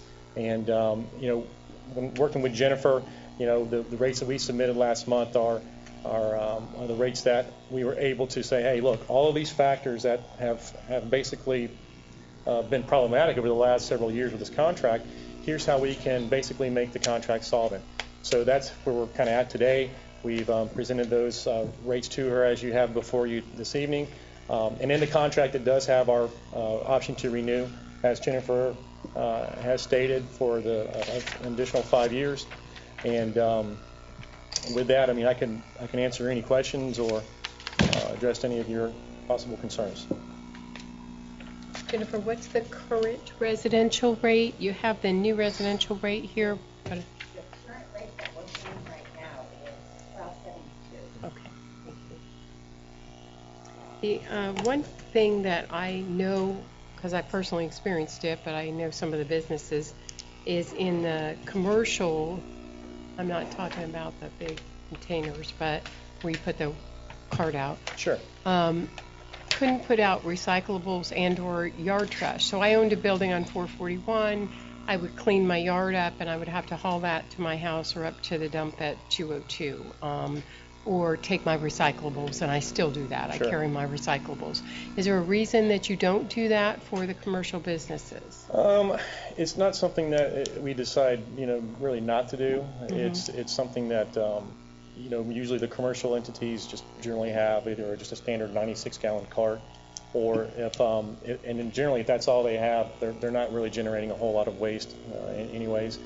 But there are some programs where we provide like dumpsters for cardboard, like clean cardboard, things like that. Mm-hmm. But as a commercial business, I mean, that's something that we can certainly look into. I mean, if it's a need or that's something that we need to provide, we can certainly look at it. I just know that, like I said, you were still picking it up. It was just going to my house, Sure. and Sure. and so just something that I know as I was paying that commercial rate, whatever that was, and had to drag stuff home. So just Sure. observation. And just to add to that point, you brought up yard waste, which is a topic here in High Springs because you guys have a lot of trees. So you guys really you generate an extraordinary amount of yard waste out there, and not saying that's a bad thing. It's just you guys have a lot of yard waste in bulk, and again, I think maybe prior when we were building our business model, maybe some of that was not accounted for because again, we weren't the incumbent when we took over this contract. It was, I believe, another company. So, but just to add to that, yeah, there's quite a bit of yard waste out there for you guys. So, I did read today about the decline of recyclables, that it used to be a big market in China. Has a lot to do with that, and so many people are having problems with that, which is a shame because a lot of us take pride in being able to recycle a lot of what we have. So it's not just it's DCA. Yeah, I know, and it's industry wide, and we're all dealing with it, and it's tough. I'm not going to sit up here and try to sugarcoat it. I'm not making any excuses as to why, we have an increase of rates. I'm shooting you straight, and these several 3 or 4 things have impacted us, and we're not looking to try to cover our costs and then some. It's just basically we're trying to make the contract solvent. And we're doing that. We looked at this very, very closely and worked very hard to try to provide, a good rate, kind of a one-time thing, not going back, kind of trying to renegotiate. It was here's what we need, and this, we could have some consideration with that. We would appreciate it. I would like to add that if we were to go with the extension, we would potentially have to raise rates. I've not sat and Mr. Booth and I sit down and figure out what rates would have to be or anything. There is the option to do an RFP that Skip and I have talked about us doing an RFP and potentially still staying with them even if we did the RFP. That would be a discussion. Of course, after an RFP, their rates may change too. So that's a possibility. I did do some due diligence and got some rates from Newberry and Alachua, and with a different company. The commercial rates are, some of them are about the same. There's a couple that are a little bit higher. I do have their rates. Their residential would be, I think yours was going to be $14.50. Newberry's is $14.75. That is a 2-time-a-week pickup for Newberry. The city of Alachua has open market on their commercial, which means they can contract with who they want, and I want to say theirs is $14.92 for their residential. So they're all in the residential are all in the same thing. Our currently we have a very good rate. Ours is $12.72. Nobody's even close to it. And I'll add to that too. Well, the city of Waldo is one of our accounts, and we service that account. It's a mirror of this municipality, and it's also their rate's $14.50. So it's like Jennifer has described. It's you're still within the market of Alachua County rates, I guess is a better way to put it. Yeah, Newberry's is $15.50 is what they're getting. Yeah. This isn't something that, y'all just got kind of hit with this tonight. We have till November the 30th to notify them whether we want to extend the contract or go out for an RFP. So, Mr. Booth, it's, we can hold this for another meeting, maybe 2 meetings, and Yeah, I think we need to discuss this one more time. yeah. Yes. Could you give us an idea, maybe at the next discussion, what it would mean in raising rates to our customers? Because that's a piece of the equation. Just an idea, not hold you in stone to it. No, please don't. But But just a ballpark idea what it would. Give you some, and there's another thing. I mean, you can, and Skip and I've talked about this. You can do your rates kind of based on your bigger users. So if you have 50 customers that use a 2-gallon versus 20 customers that use the 8-gallon, or the 8-yard, excuse me, not gallon, yard. You can kind of model them that way, and that's kind of what we've done historically. But when I did look at the customers, our customers actually are pretty even. When we looked at them, they were pretty even, but it's just something. But yes, I would bring something back. By state law, all the fees that we get cannot be diverted. They all have to stay within the cost of garbage, basically. And the state did that a few years ago. I guess they had a lobby group that made that happen. And the idea was that too many cities were stealing the money away. I'm sorry, stealing is not right. They were diverting the money to other causes. And so now you cannot do that. That's correct. Well, any suggestions on, Maybe go back, look at it, look put at back it in on? a couple of weeks. We're in that would be the last meeting in October. And then if you wanted to do an RFP, we'd have enough time to do that. Is that realistic? You don't even have to do the RFP. All you have to do is make a decision. So we don't even have to bring it back in 2 weeks. We can bring it back at the first meeting in November. Because all we have to do is make a decision whether to extend the contract by November 30th. Okay. That's Correct. With a May 1st start date. If we We only now. What's our meetings in November, Jenny? Because we only have one in November, don't we? 27th. Okay. We have to have 2 because we have to do a budget amendment. Okay. You want to put it on the 8th? Just discussion, WC rates, just further discussion, just put it on there. We'll have how much we'll have to raise the rate. I think that would be a significant talking point to know what it would be, which would help. Okay, so November the 8th, is that correct? Yes. Okay. And for it to be a discussion, so then at that point, there'll be a discussion and then maybe... We may decide. Okay, discussion, we may do something. Yeah, gotcha. Okay, sure. Type of deal, so. Okay. We good? If I understand it, the rates were set for 2.5 years. What happens after the 2.5 years? Use an annual CPI adjustment. And that's something that Jennifer and I have been working on. See, there was things in the current contract, like the 70% CPI adjustment. We were looking at that and saying, all right, well, instead of the 70, let's make it, a full 100%. Like normally, that's how it's structured. So it would be a full CPI adjustment. As well as having all of the liquidated damages. Oh yeah, that's right. That's something else that probably need to. And guys, that's actually, That's, so potentially, when they miss a row, first time, they get, financially. And we accepted those liquidated damages. We've been probably meeting over the last 3 or 4 months back and forth, and we incorporated that into a draft agreement, if you will. So that was something that the city felt that was prudent to do, and we accepted that. So we have done very well communicating together, and and their staff has been has been great. So. Okay. So we'll put this on November 8th. Further discussion, possible whatever.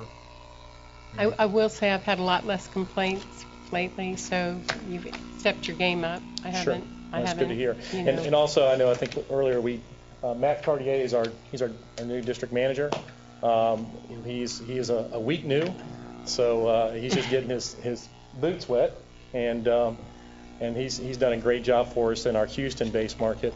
And he turned his site around over there, and he's real into root cause analysis, and he's done a phenomenal job. So we really are looking forward to have him as an asset to bring more communication and step up the game with regards to yard waste. That was another issue that we actually addressed in the revised or draft agreement. So. Okay. Good to go. Yeah. All right. Thank you. Thanks. Jenny, Mr. Walker. We've got item 8 here. Somebody's here. Nobody else is here for any of these others. What do we need to do to bump 8 up next, get it over with, and then do the others? Is there any formal thing we need to do? So we can go ahead and just, and that's okay? So we'll go ahead and skip to number 8 and get you, so you don't have to sit here. So this would be a possible donation from the Kiwanis Club. So. Yes, Linda Rice Chapman, here for the Kiwanis Club of Santa Fe. We've recently been lucky enough to secure a $3,000 grant from Clay Electric, and it's for phase 2 of our fitness trail. You may remember, some of you, from a couple years ago when we started out, we did phase 1 and we did the walking trail. And we started looking for grant money, and then they had a hurricane and everything dried up. So we were shocked that we got this, or we would have come before you a little earlier. But all of a sudden this appeared in our lap. So I was unable, and I apologize for not being able to come to the last meeting because I had a Kiwanis function. And I think there was a little confusion about how this is all going to play out. I think you are unaware that Robert, who is your rec director, is a certified equipment installer, and he was always, in our plans anyway, with Mr. Booth, going to be responsible for installing the equipment that we're procuring for the city. So that's what we were planning, to donate it to the city once we procure it and get it installed. And our club members would be assisting Robert in the installation. So I hope that clears up the confusion. Robert was unable to be here, but he does say he's prepared to install and maintain it just before he takes care of the grass in the mulch. Yes. Well, at any rate, we had anticipated, I just wanted to bring you up to speed, a 10-station jogging path, and we were only able to get the funding for half of it, so we're going to do the 5 stations now, but I'm in the process of writing a grant through the Kiwanis Foundation, and it looked really like it was a go until the hurricane a couple days ago. So I'm hopeful that they'll still give us the money. They're really excited about the project, so I'm hoping that we'll be able to put in the whole 10 stations. But the whole deal is supposed to be Kiwanis does it and gives it to you if you want it. If you don't, I think Alachua would like it. No. So that's my story, and I'm sticking to it. I asked her to come because I was under the wrong impression that they were going to do it and take responsibility for the maintenance and so forth, that it was going to be sort of like their deal. So I asked Linda to come clarify so we understand this is a donation to us and then we're taking it on. I just wanted all of us to be aware that we're okay with that as opposed to an outside entity constructing it and then taking care of it. So I mean, I just wanted to make sure we all understood that. So. And so all I would need from you for Clay Electric files, they've already given us the money, but they need a letter saying that you approve phase 2 because they know that you've already approved phase 1. Sure. So that's what I need, if you would be so kind as to approve the project. between this. That's all. I just want to make sure we all understood on the deal. So if everybody's fine with it, I don't have any issues with it. I just want to make sure we were all on the same deal. And if somebody just make a motion to do it. Robert has agreed that he's going to do maintenance. That is absolutely correct. Okay. I appreciate your club for doing this. You know, I think that your club has done a lot in our community, and Would you like to join? I appreciate it. I'll definitely talk to you about that, but I know Kiwanis does a lot. I know you've done a lot at the Douglas Daycare. I appreciate that. We're a very active club. In Yes, fact, they are. your city manager is one of our members. You probably didn't know that. Okay, so what do we need? What type of motion do we need, Jenny or Scott? Just to accept the grant of the equipment. That'll get it done. That'll do it. And she needs a letter too, though, Right. doesn't she? I just need a letter that says the we'll city make sure commission you get that approves Monday. phase 2 of the Fit Trail project. Right. That's all You it can needs work to out- say. you can write that. So I'll make a motion that we accept the equipment and give the Kiwanis Club a letter saying that we're on board for phase 2. Very good. Do we have a second? Second. So I have a first and a second to accept the donation from the Kiwanis Club and to submit a letter for phase 2. Phase 2. Phase 2. Any other comments? All in favor say aye. Aye. Opposed? Hearing none. Thank you, Thank you very and much. nice to Thank see you. you all Thank you. again. Thank you for your patience. We'll go back to the regular order now, go to number 3. Under new business, Mr. Walker, resolution 2018-U. Mr. Mayor, this is a resolution of the City Commission of the City of High Springs approving and authorizing the city manager to submit a grant application with the State of Florida Department of Environmental Protection Recreation Development Assistant Program grant for the improvement of the city's recreational facilities at the City of High Springs Civic Center Park, titled the Civic Center Park Phase 2 Renovation Project, authorizing an amendment to the city's capital improvement plan to include the project, repealing all resolutions in conflict, and providing an effective date. The appropriate motion is to pass Resolution 2018-U as read by title only. Questions? What is this for? This is for a from 3 to 5 playground set, and we will make sure that there's a mat before we put the mulch down, so no grass. Is this But- for the playground behind the Civic Center building? Yes. Okay. It's that Yeah. complex of playgrounds that we've been putting on there. We're just adding to it. Okay. We seem to be extremely successful in getting the $50,000 grant. We have 3 of those going all the time. They put playgrounds at the daycare center and all the parks. So I just want to check on one thing. We had a discussion last week, and if they close on the Rails to Trails, we have a commitment out of that Wild Spaces money. Do we need to put any money into this? Do we need to match this? I No. guess. Okay. No problem. These grants Okay, at $50,000 are pure grants. Okay. I just want to make sure that we didn't have to match it. Okay. Any action on it? I move that we approve the resolution authorizing BRDAP grant for the High Springs Civic Center Phase 2 renovation project that is 2018-U. Second. I have a first and second to approve resolution 2018-U. Any other comments? Roll call, Jenny? Yes. Yes. Yes. Yes. Yes. Item number 4, consider resolution 2018-V. Mr. Walker. Mr. Mayor, this is a resolution of the City Commission of the City of High Springs approving and authorizing the city manager to submit a grant application with the State of Florida Department of Environmental Protection Recreation Development Assistant Program grant for the improvement of the city's recreational facilities at the City of High Springs Catherine L. Taylor Park, titled Catherine L. Taylor Park Phase 2 Renovation Project, authorizing an amendment to the city's capital improvement plan to include the project, repealing all resolutions in conflict and providing an effective date. The appropriate motion is to pass Resolution 2018-B as read by title only. And again, this is a $50,000 grant, goes to Catherine Taylor. The idea is we would like Catherine Taylor to be just as good as, or have as much facilities as the Civic Center are.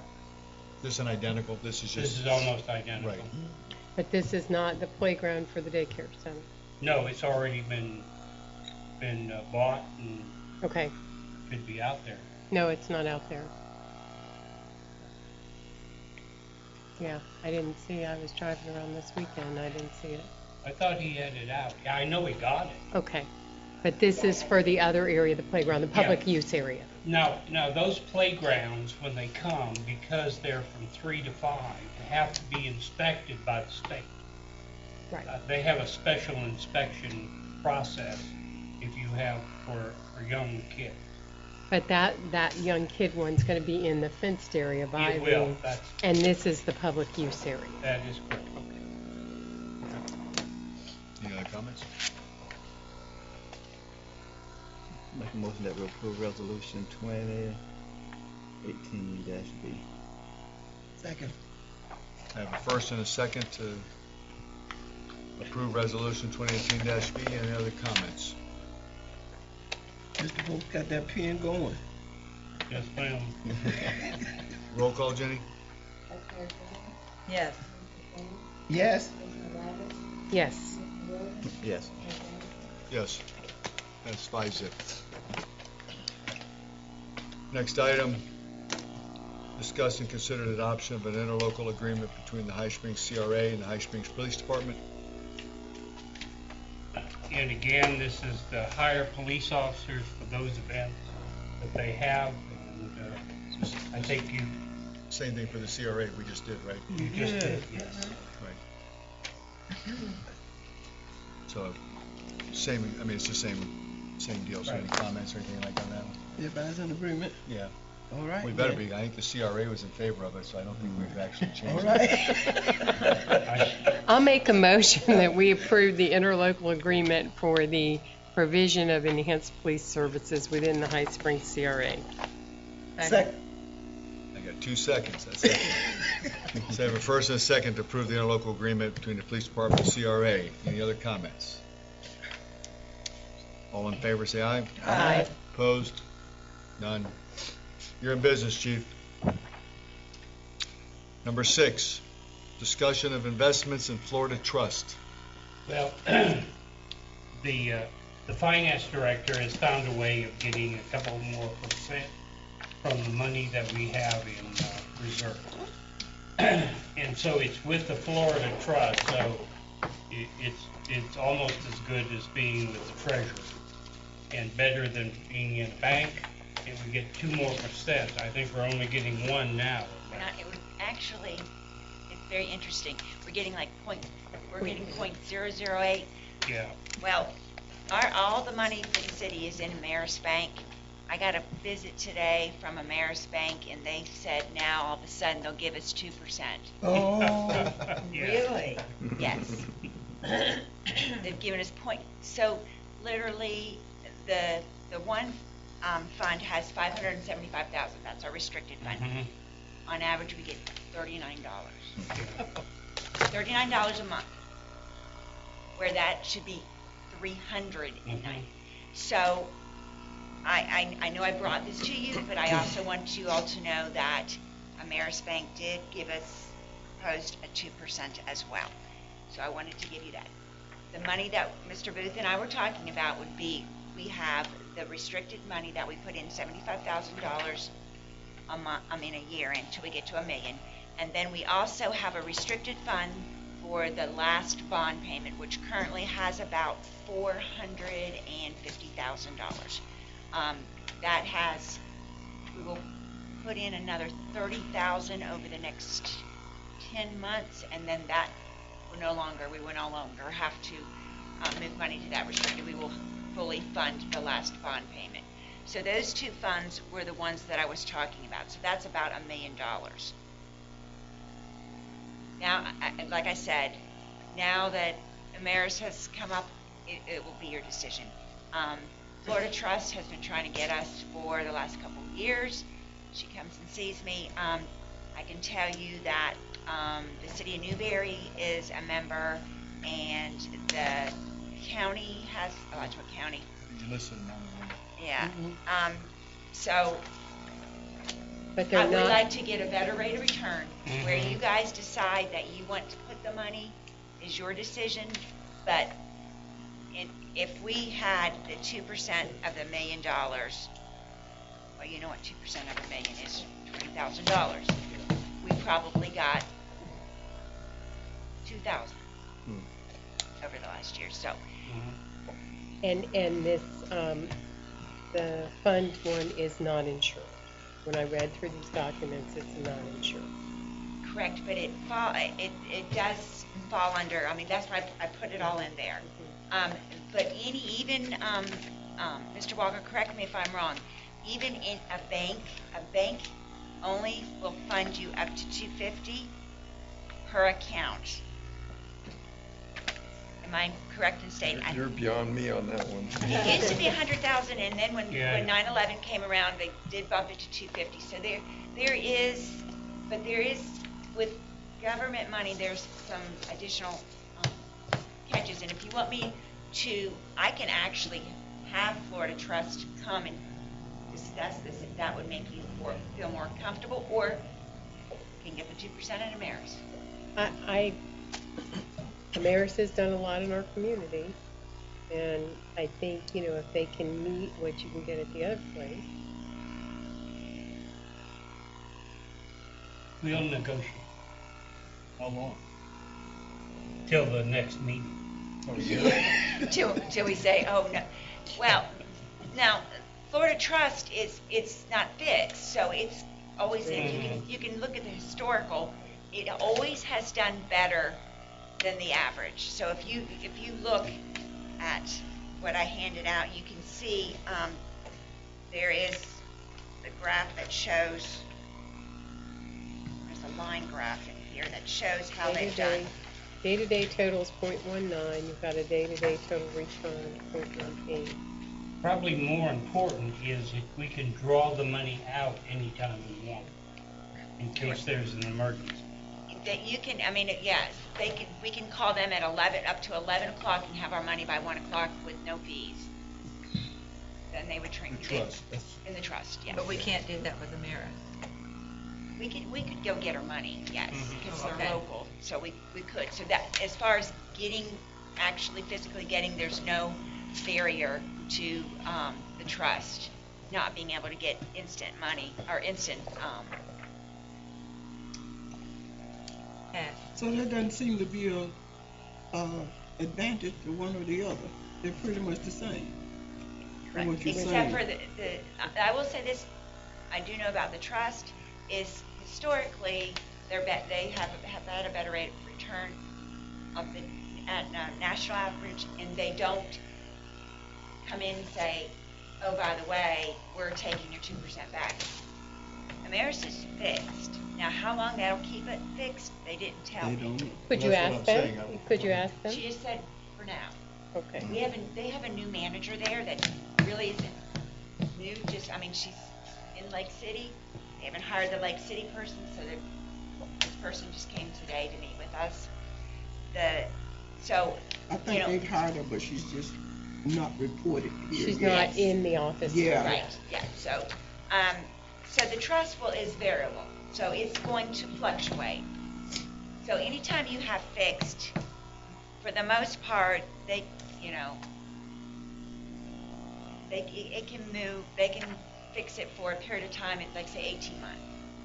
And we can, like Mr. Booth said, we'll nail them down to a specific time, if that makes you feel more comfortable. I can bring that back. And if you're going to invite this person from this trust to come, you should invite Ameris to come too.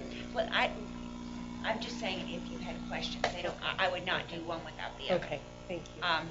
But if you want me to get how long the 2% from Ameris would be, like I say, the trust is going to fluctuate with the market.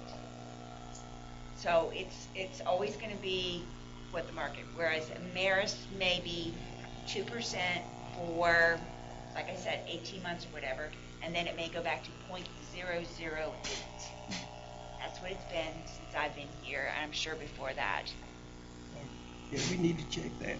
I would get a commitment from them, and I know from my dealings with banks, just banks in general, sometimes if I go to them and say, hey, this guy's willing to give me this, are you willing? We had asked, this isn't the first time that we've asked them before. I would compare apples to apples with them on the deal, and just whatever you're gonna ask the trust, yes, Ameris type of thing, and just compare apples to apples. If one's gonna give you a set time, but nothing after that, and the other one, then we can look at. I don't personally think we need them here. If you can ask the appropriate questions and bring it back to us on the deal. Okay. I'm not gonna know what questions, but if you can come back and tell us what the guaranteed rate is, what the time is, and those pertinent questions, then we can compare apples to apples and make a decision.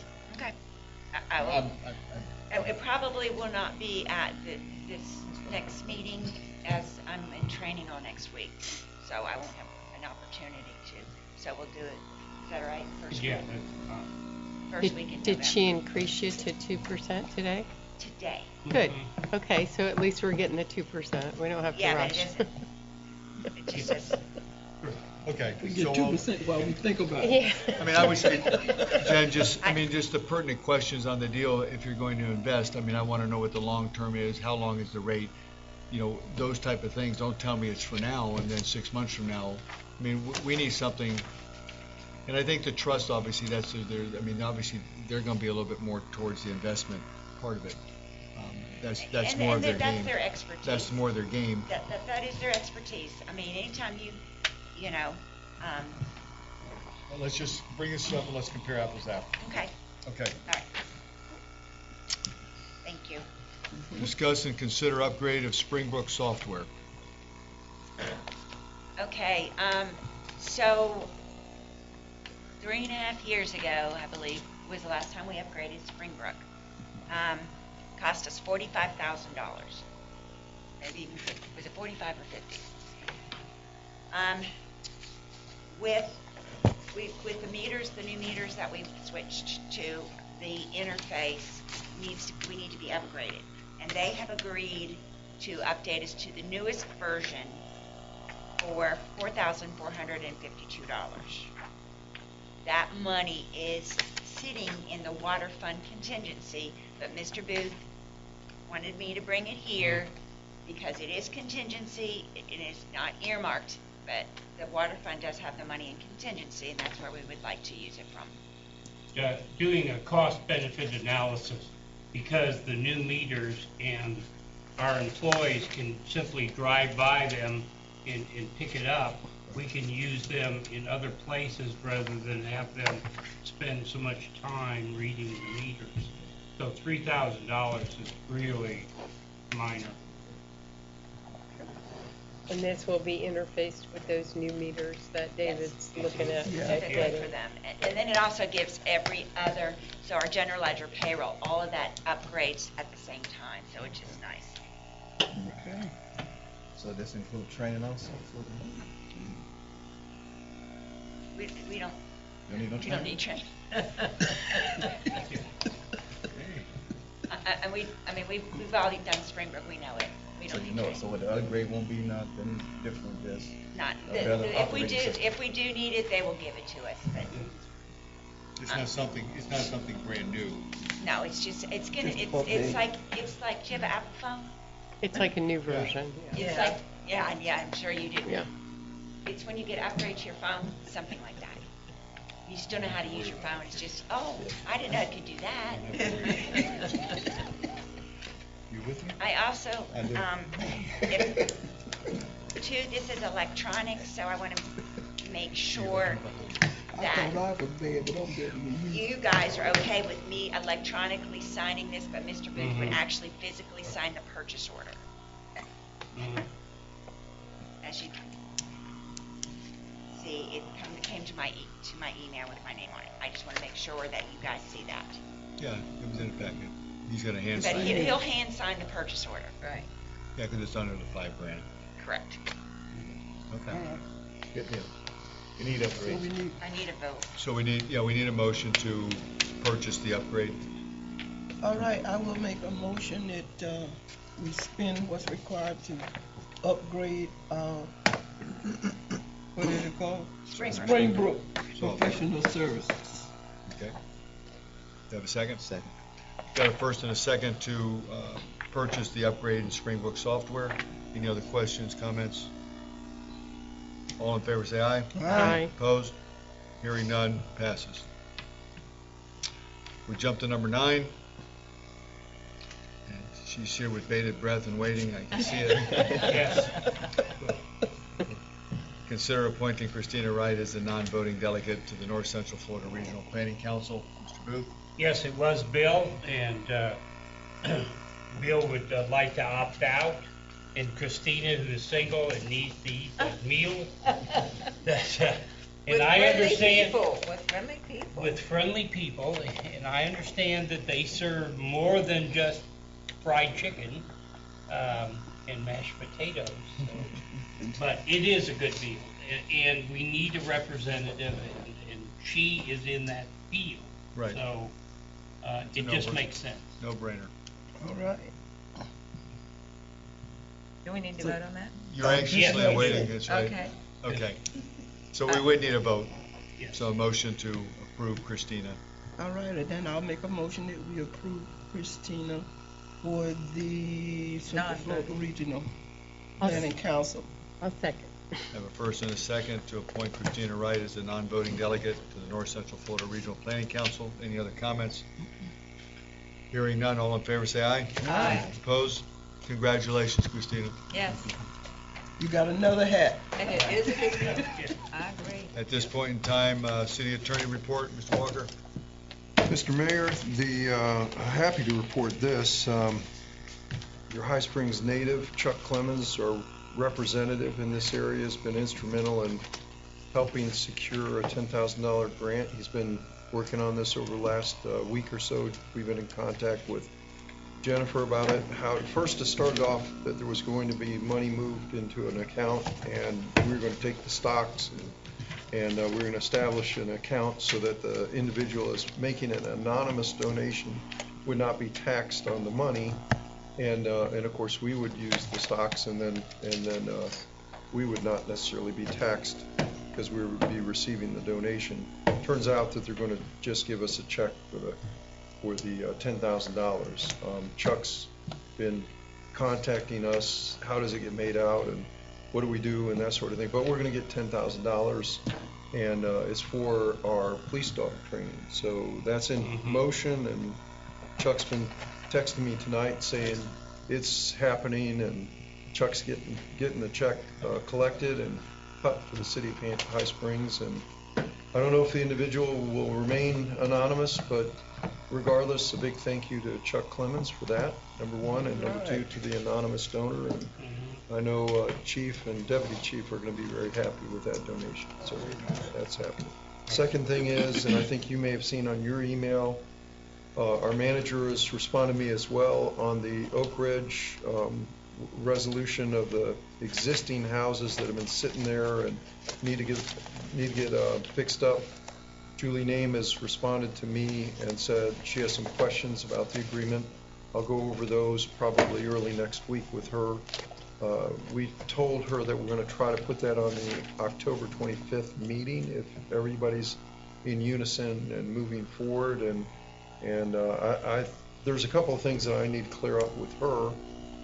Your building inspector has gone over the agreement. He's had a minor amendment that he feels brings it in more in keeping with the law. So has he addressed her recent things with certificates, the various certificates? No, that's the thing that we need to go over that. Yeah, we haven't seen it. Bill knew her, but you need to. We need to address that. That's right. And so I think sounds like they want more parties to the agreement. I don't see that as a major impediment, but the bottom line is it's moving in the right direction. A few things we need to get fixed up, but we're making it happen. And then at some stage they can get on to the rest of the development, but they've got to go through the process to do that. So it's in motion, and that's all I had, Mr. Mayor. Let me just say, that's good news, because that thing's been sitting there now for, what, 3 years, 3.5 years? It's a terrible, it's a terrible situation. Just sitting there, and That's so right. we're this close to getting an agreement to where they're gonna start constructing again, and building a home, so thank you for. No money out of the city's pocket. No money out of the cities for any repairs. That's right. They have all monetary obligations, and that would be Mr. Booth and Mr. Walker's firm. Thank you very much. Yes, sir. Mr. Booth? I need to talk about the recreation department. They're renting out the civic center and the old schoolhouse. They're even renting out my staff meeting room. But I'm looking at the revenue that's bringing in. They're renting out fields and that. And if the revenue coming in, much like the building department, warrants another employee, I will come back to the council. But I'm studying the amount of money coming in before I do that. Next week I have a meeting with CIC. That's the company that's going to do the sewer on the streets, taking away the septic systems. And we'll meet on Tuesday, and then they'll start right away. We're going to have a very busy few months.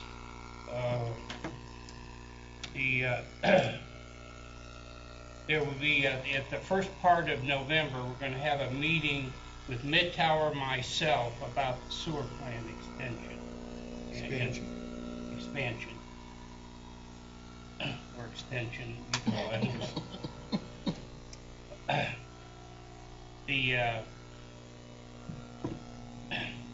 We're working on the wetlands project now.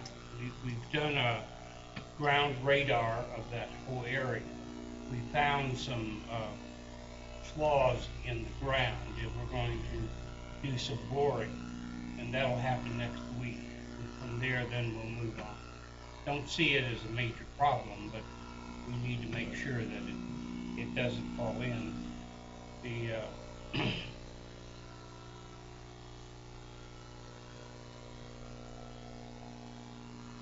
The hurricane, we only lost 2 trees.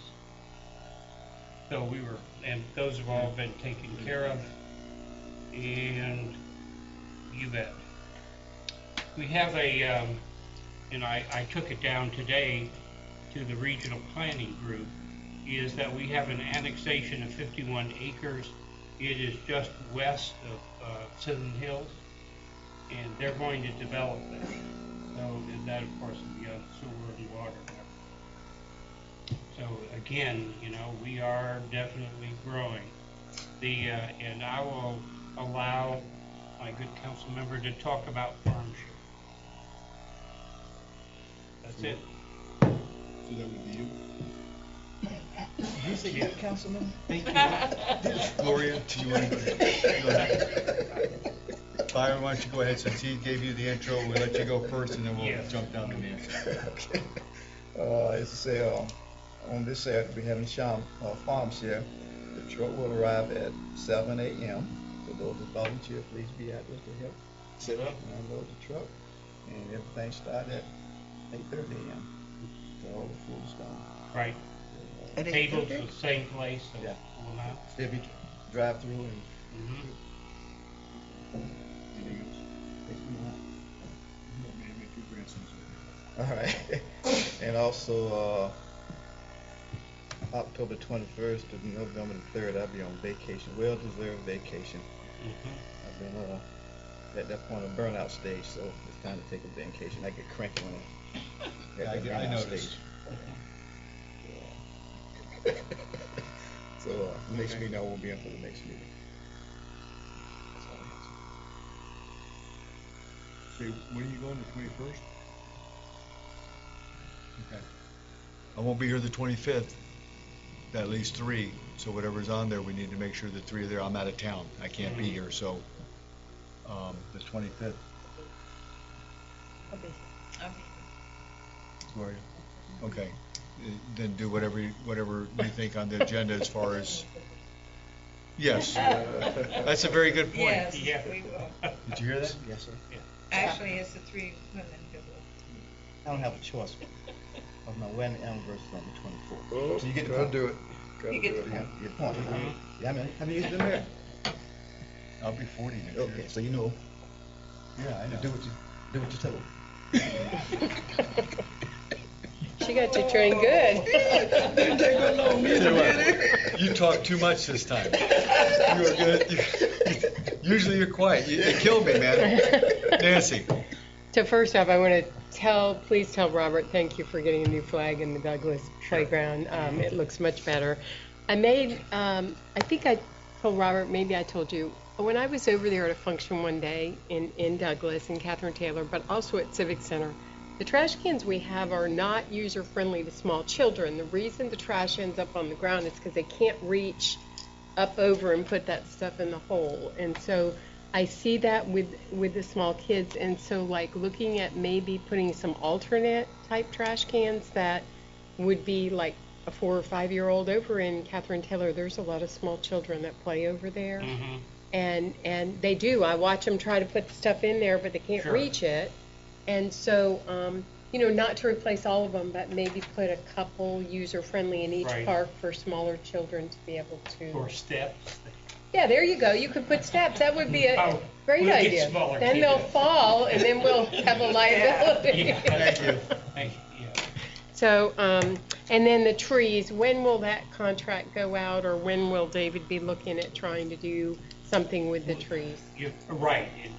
We had 3 trees, and we took a look at them. They're on our property. Apparently, we own the property behind Heron Landing.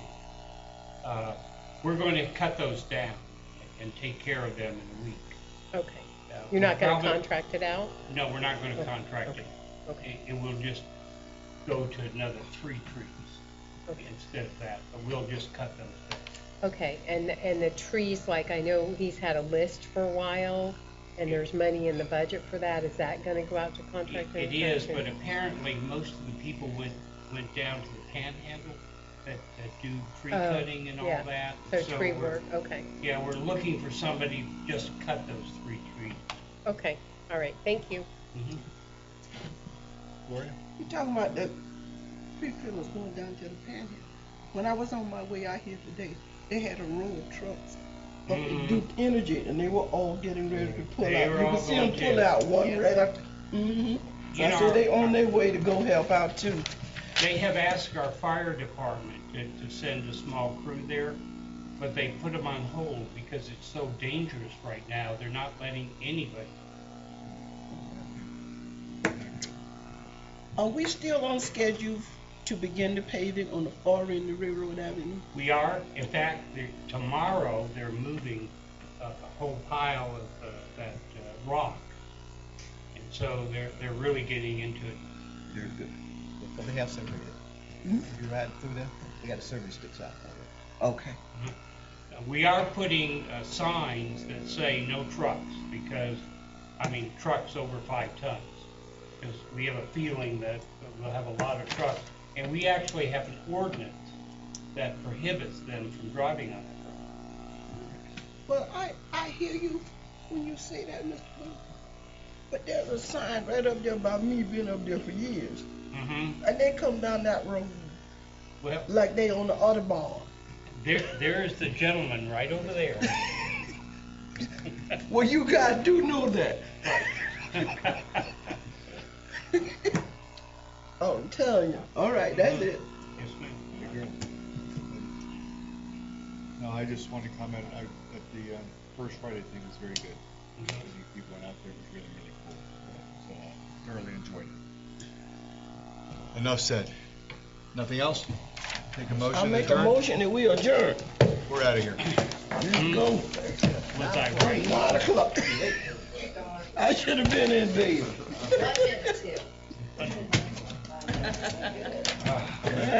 I tell you what, I'm going to resign as mayor since this was going to be.